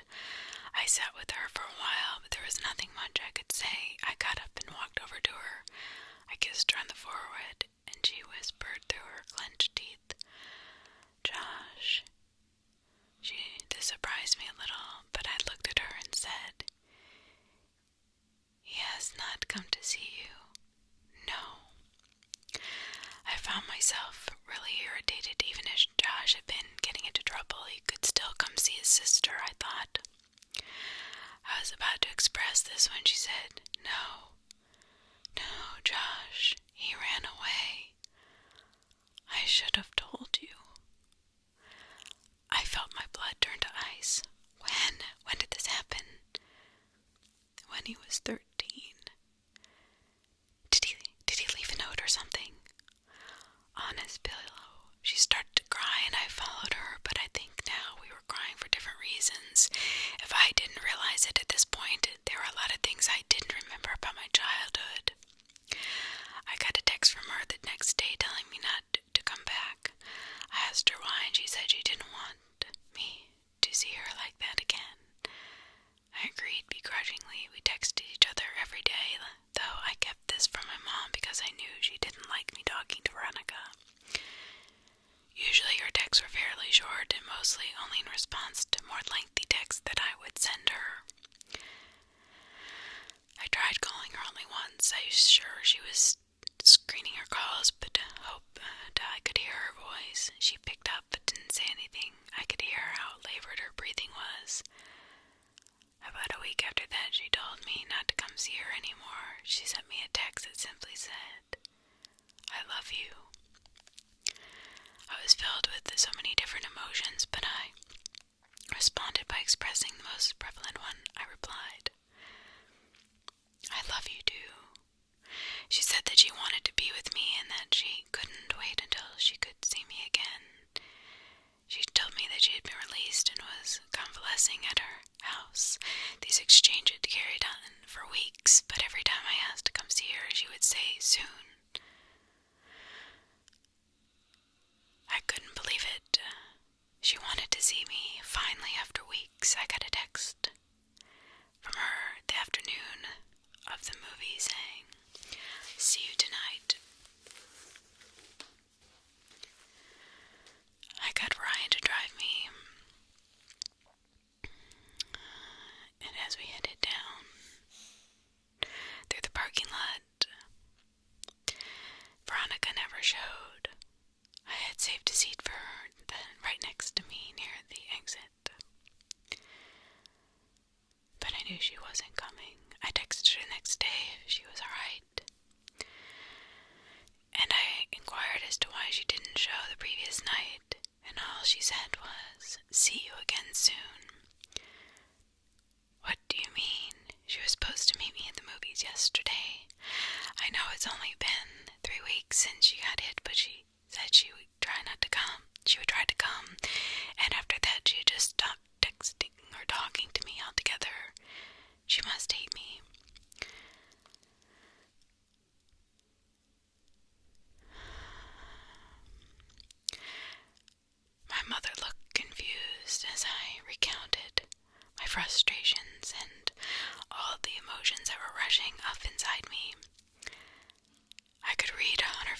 guessed she was trying to tell if my mind had simply broken.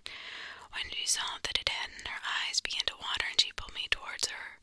Embracing me, she was beginning to sob, but it seemed too intense a reaction to fix my problem. I had no reason to think that she particularly cared for Veronica. She drew in a shuddering breath and then said something that still makes me nauseous even today. She said, "Veronica is dead, sweetheart.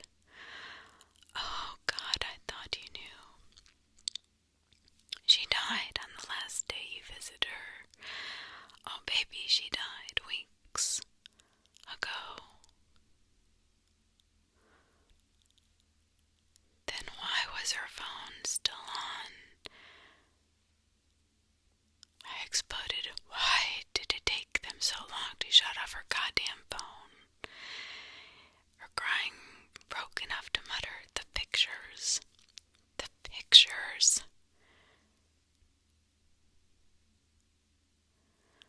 I would come to find out that her parents thought that her phone had been lost in the accident, despite the fact that I had put it in her purse the night she was brought to the hospital. When they retrieved her belongings, the phone was not among them. They intended to contact the phone company at the end of the billing cycle to deactivate the line, but they received a call informing them of a massive impending charge for hundreds of pictures that had been sent from her phone. Pictures that were all sent to my phone. Pictures that I never got because my phone couldn't receive them. They learned that they were all sent after the night she died. They deactivated the phone immediately. I tried not to think about the contents of those pictures, but I remember wondering for some reason whether I would have been in any of them.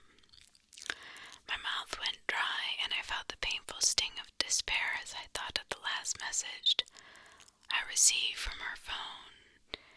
"See you again soon." Friends, and this is the last chapter. On the first day of kindergarten, my mother had elected to drive me to school. We were both nervous, and she wanted to be there with me all the way up to the moment I walked into class. It took me a bit longer to get ready in the morning due to my still mending arm. The cast came up a couple inches past my elbow, which meant that I had to cover the entire arm with a specially designed latex bag when I showered. The bag was built to pull tight around the opening in order to seal out any water that might otherwise destroy the cast. I'd gotten really adept at cinching the bag myself.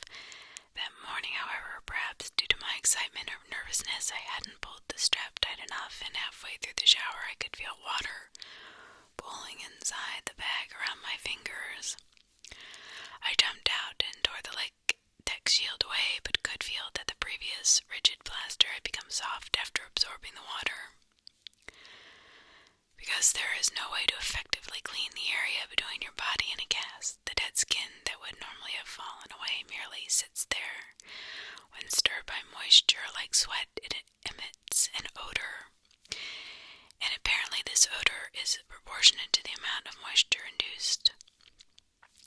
Because soon after I began attempting to dry it, I was struck by the powerful stench of rot. As I continued to frantically rub it with the towel, it began to disintegrate. I was growing increasingly distressed, as I had put as much effort as a child could do into his very first day of school. I had fallen into my mom's habit of calling these children I hadn't yet met my friends already, but as the condition of my cast worsened, I became deeply upset at the thought that I surely wouldn't be able to apply that label to anyone by the time this day was over. Defeated, I showed my mom. It took 30 minutes to get most of the moisture out while working to preserve the rest of the cast. To address the problem of the smell, my mom cut slivers of bar soap and slid them fast and then rubbed the remainder of the soap on the outside in an attempt to cocoon the rancid smell inside of a more pleasant one. By the time we arrived at school, my classmates were already engaged in their second activity, and I was shoehorned into one of the groups. It wasn't made very clear on what the guidelines of the activities were, and within about 5 minutes I had violated the rules so badly that each member of the group complained to the teacher and asked why I had to be in their group. I even brought a marker to school in hopes that I could collect some signatures or drawings on my desk next to my mother's, and I suddenly felt very foolish for having even put the marker in my pocket that morning. Kindergartners had the lunchroom to themselves at my elementary school, but some of the tables were off limits, so I didn't have to sit alone. I was self-consciously picking at the fraying ends of my gas when a kid sat across from me. "I like your lunchbox," he said. I could tell he was making fun of me, and I grew really angry in my mind that the lunchbox was the last good thing about my day. I didn't look up from my arm, and I felt like burning in my eyes from the tears that I was holding back. I looked up to tell the kid to leave me alone, but before I could get the words out, I saw something that made me pause. He had the exact same lunchbox. I laughed. "I like your lunchbox too." "I think Michelangelo's the coolest," he said, while mimicking nunchuck moves. I was in the middle of rebutting by saying that Raphael was my favorite when he knocked his open cartoon-laden carton of milk off the table onto his lap. I tried very hard to stifle my laughter since I didn't know him at all. "Hey, do you want to sign my cast?" As I pulled out the marker, he asked me how I broke it. I told him that I fell out of the tallest tree in my neighborhood. He seemed impressed. I watched him laboriously draw his name, and when he was done, I asked him what it said. He told me it said Josh. Josh and I ate together every single day. Moving a friendship outside of school when you are 5 years old is actually more difficult than most remember. The day we launched our balloons, we had such a good time that I asked Josh if he wanted to come to my house the next day to play. He said he did, and that he did bring some of his toys. We also could go exploring and swim in the lake. When I got home, I asked my mom, and she said it would be fine. My enthusiasm was boundless. But when my mom and I moved across the city at the end of the first grade, I was sure that our friendship had seen its last day. We drove away from the house, and I had lived in my old life when I felt sadness that I knew just wasn't about a house. I was saying goodbye to my friend forever, but Josh and I, to my surprise, had delighted, stayed close.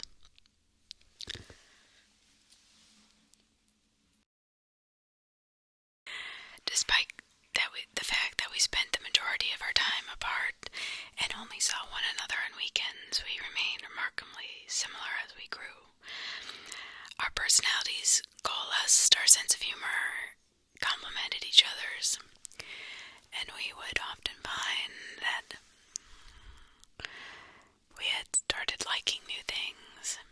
Independently would even sound enough alike that when I stayed with Josh, he would sometimes call my mom pretending to be me.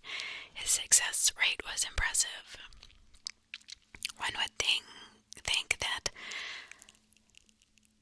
the things most likely to drive two young friends apart would sweat out of their control. However, I think the catalyst of our gradual disengagement was my insistence that we sneak out to my old house to look for boxes.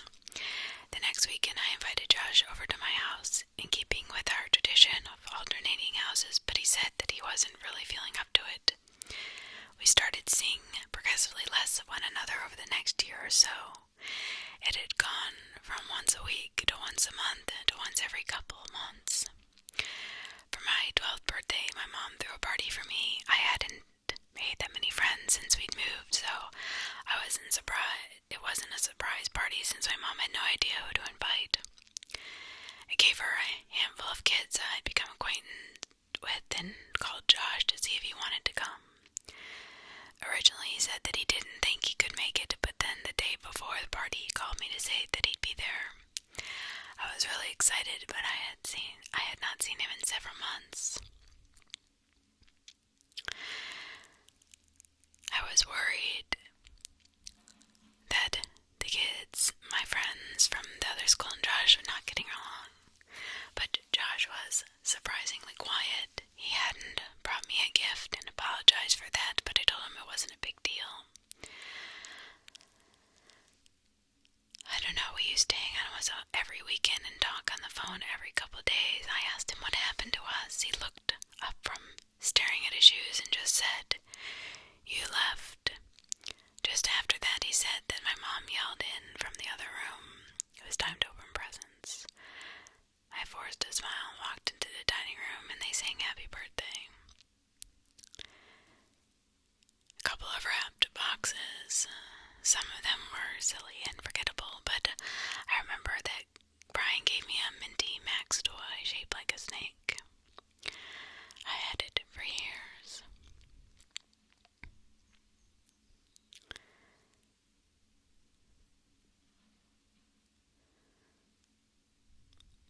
One envelope from all the other envelopes which were sent in the mail didn't even have my name written on it, but it was in the pile, so I opened it. The card had a generic floral pattern on its face and seemed to be a card that had been received by someone else who was now recycling it for my birthday. It was actually a little dingy. I appreciated the idea that it was reused cards since I always thought that cards were silly. I angled it so that the money wouldn't fall to the floor when I opened it, but the only thing inside was a message that had come printed on the card. "I love you." Whoever had given me this card hadn't written anything in it, but they had circled the message in a pencil a couple of times. "Gee, thanks for the awesome card, Mom." She looked at me quizzically and then turned her attention to the card. She told me it wasn't from her. "Don't worry, sweetheart, at least you know that 2 people love you." Well, I think that gift might be the winner, but you have a couple more to open.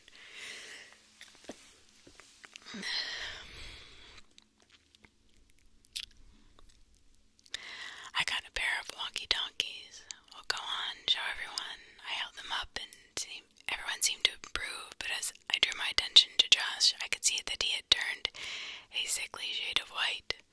We locked eyes for a moment, and then he turned and walked into the kitchen.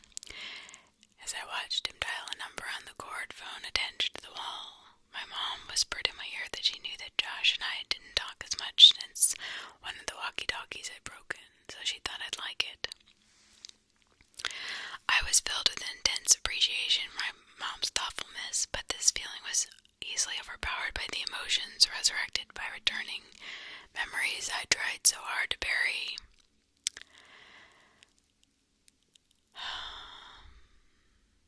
When everyone was eating cake, I asked Josh who he had called. He told me he wasn't feeling well, so he called his dad to come get him.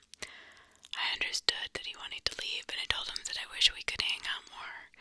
I extended one of the walkie-talkies to him, but he put his hand up in refusal. Dejected, I said, "Well, thanks for coming, I guess. I hope I'll see you before my next birthday." "I'm sorry, I'll try to call you back more often. I really will," he said.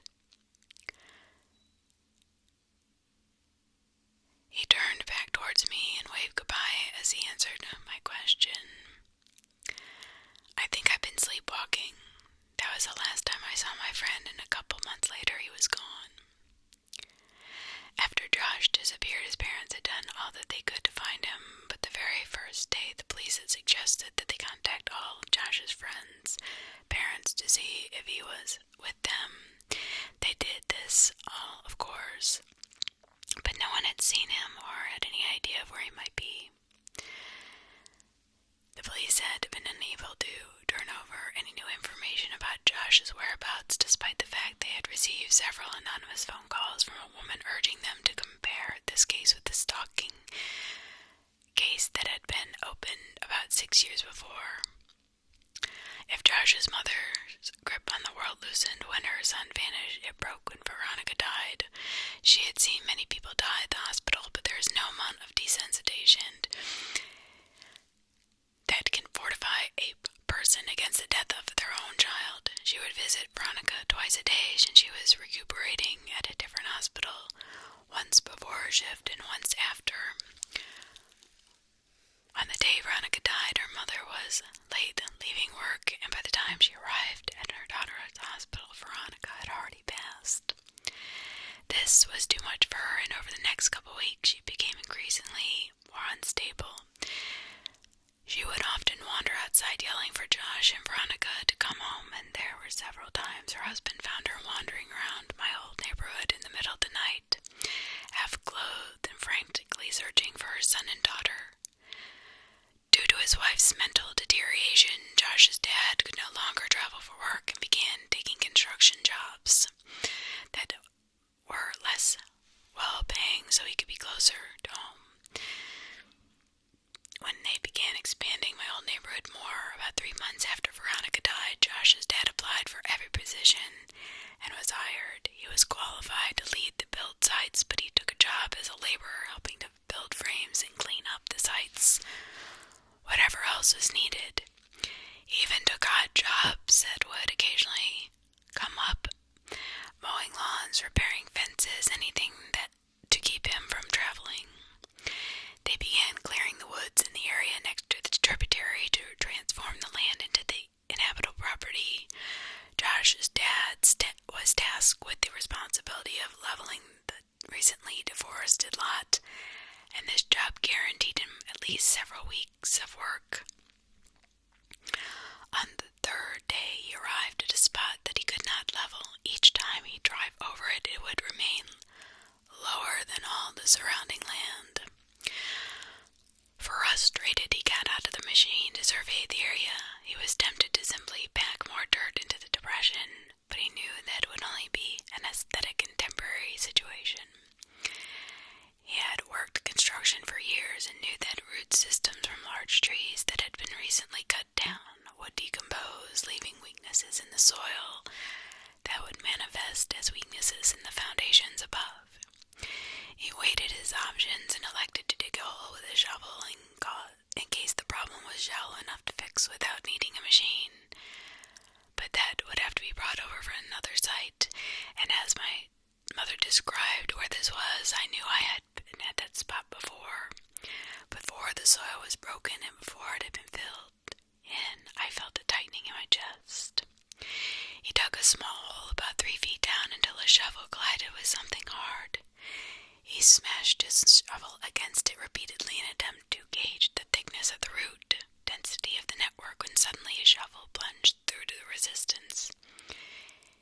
Confused, he dug the hole wider, and after about half an hour of excavating, he found himself standing on a brown blanket-covered box and 7 feet long, 4 feet wide. Our minds worked to avoid dishonest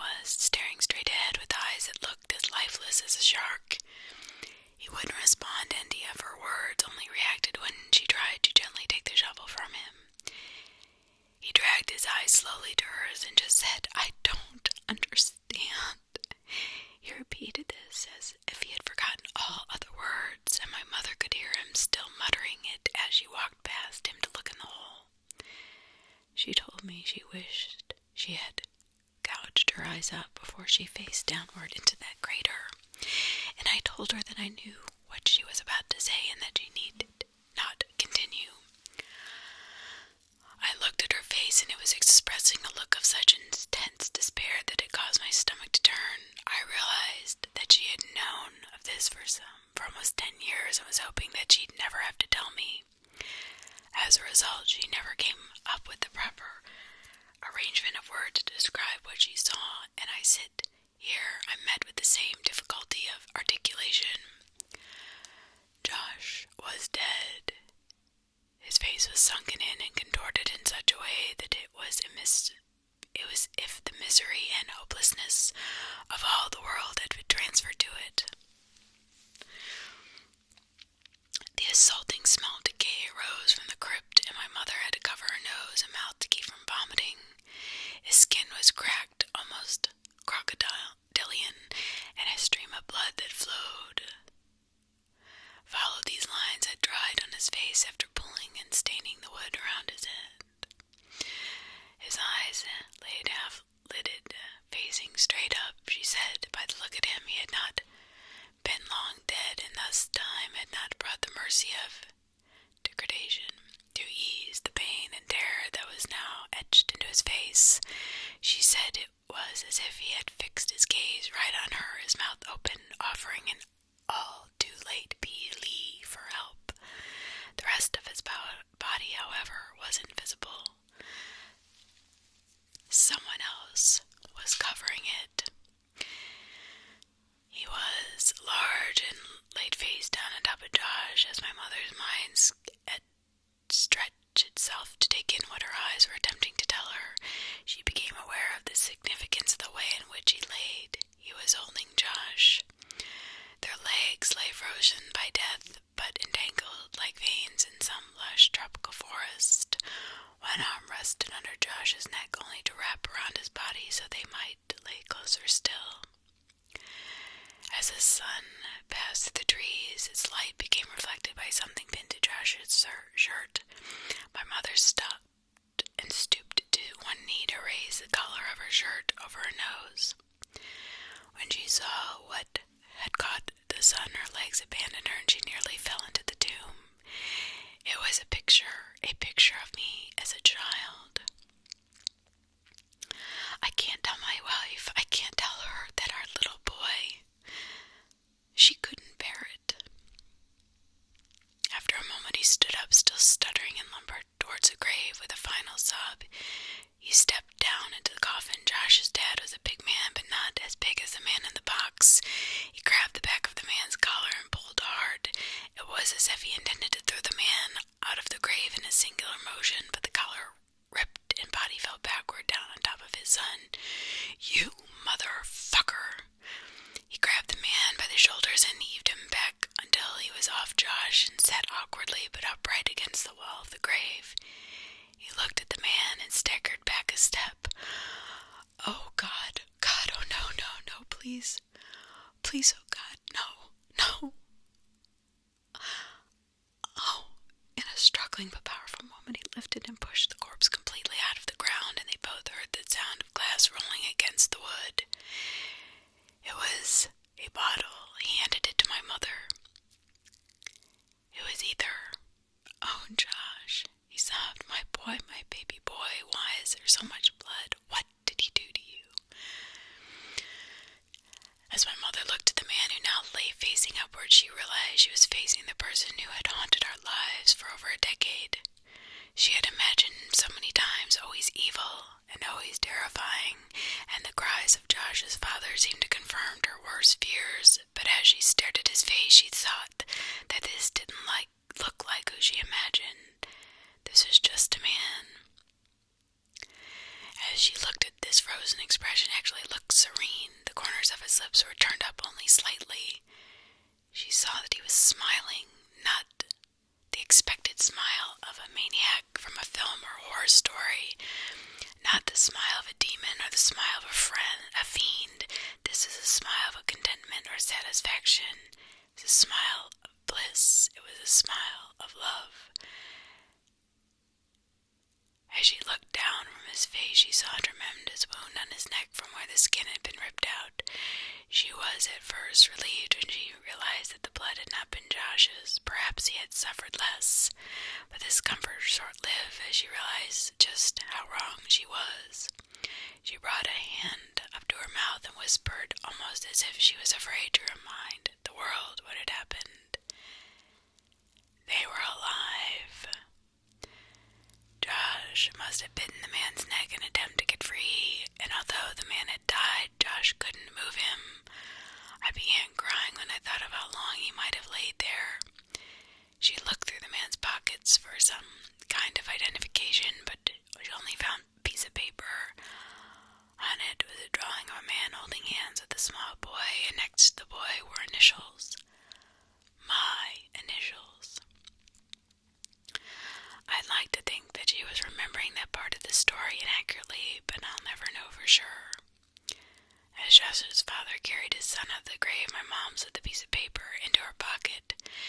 He kept muttering that his son's hair had been dyed. She saw that it had. It was now dark brown, and she noticed that he was dressed oddly. His clothes were all far too small. After Josh's dad delicately laid his boy on the soft dirt, he began gently pressing his hands against his son's pants to feel his pockets. He heard a crinkle. Carefully he retrieved a folded piece of paper from Josh's pocket. He looked at it, but was vexed. Absently he handed it to my mother, but she didn't recognize it either. I asked her what it said, what it was. She told me it was a map. I felt my heart shatter. He was finishing the map. That must have been his idea for my birthday present. I found myself strangely hoping that he hadn't been taking while expanding it, as if that would somehow matter now.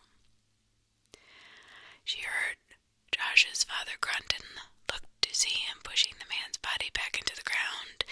As he walked back towards the machine that had found his spot for him, he put his hand on a canister of gasoline and paused with his back towards my mother. You should go now. I'm so sorry. It's not your fault I did this. You can't think like that. There was nothing.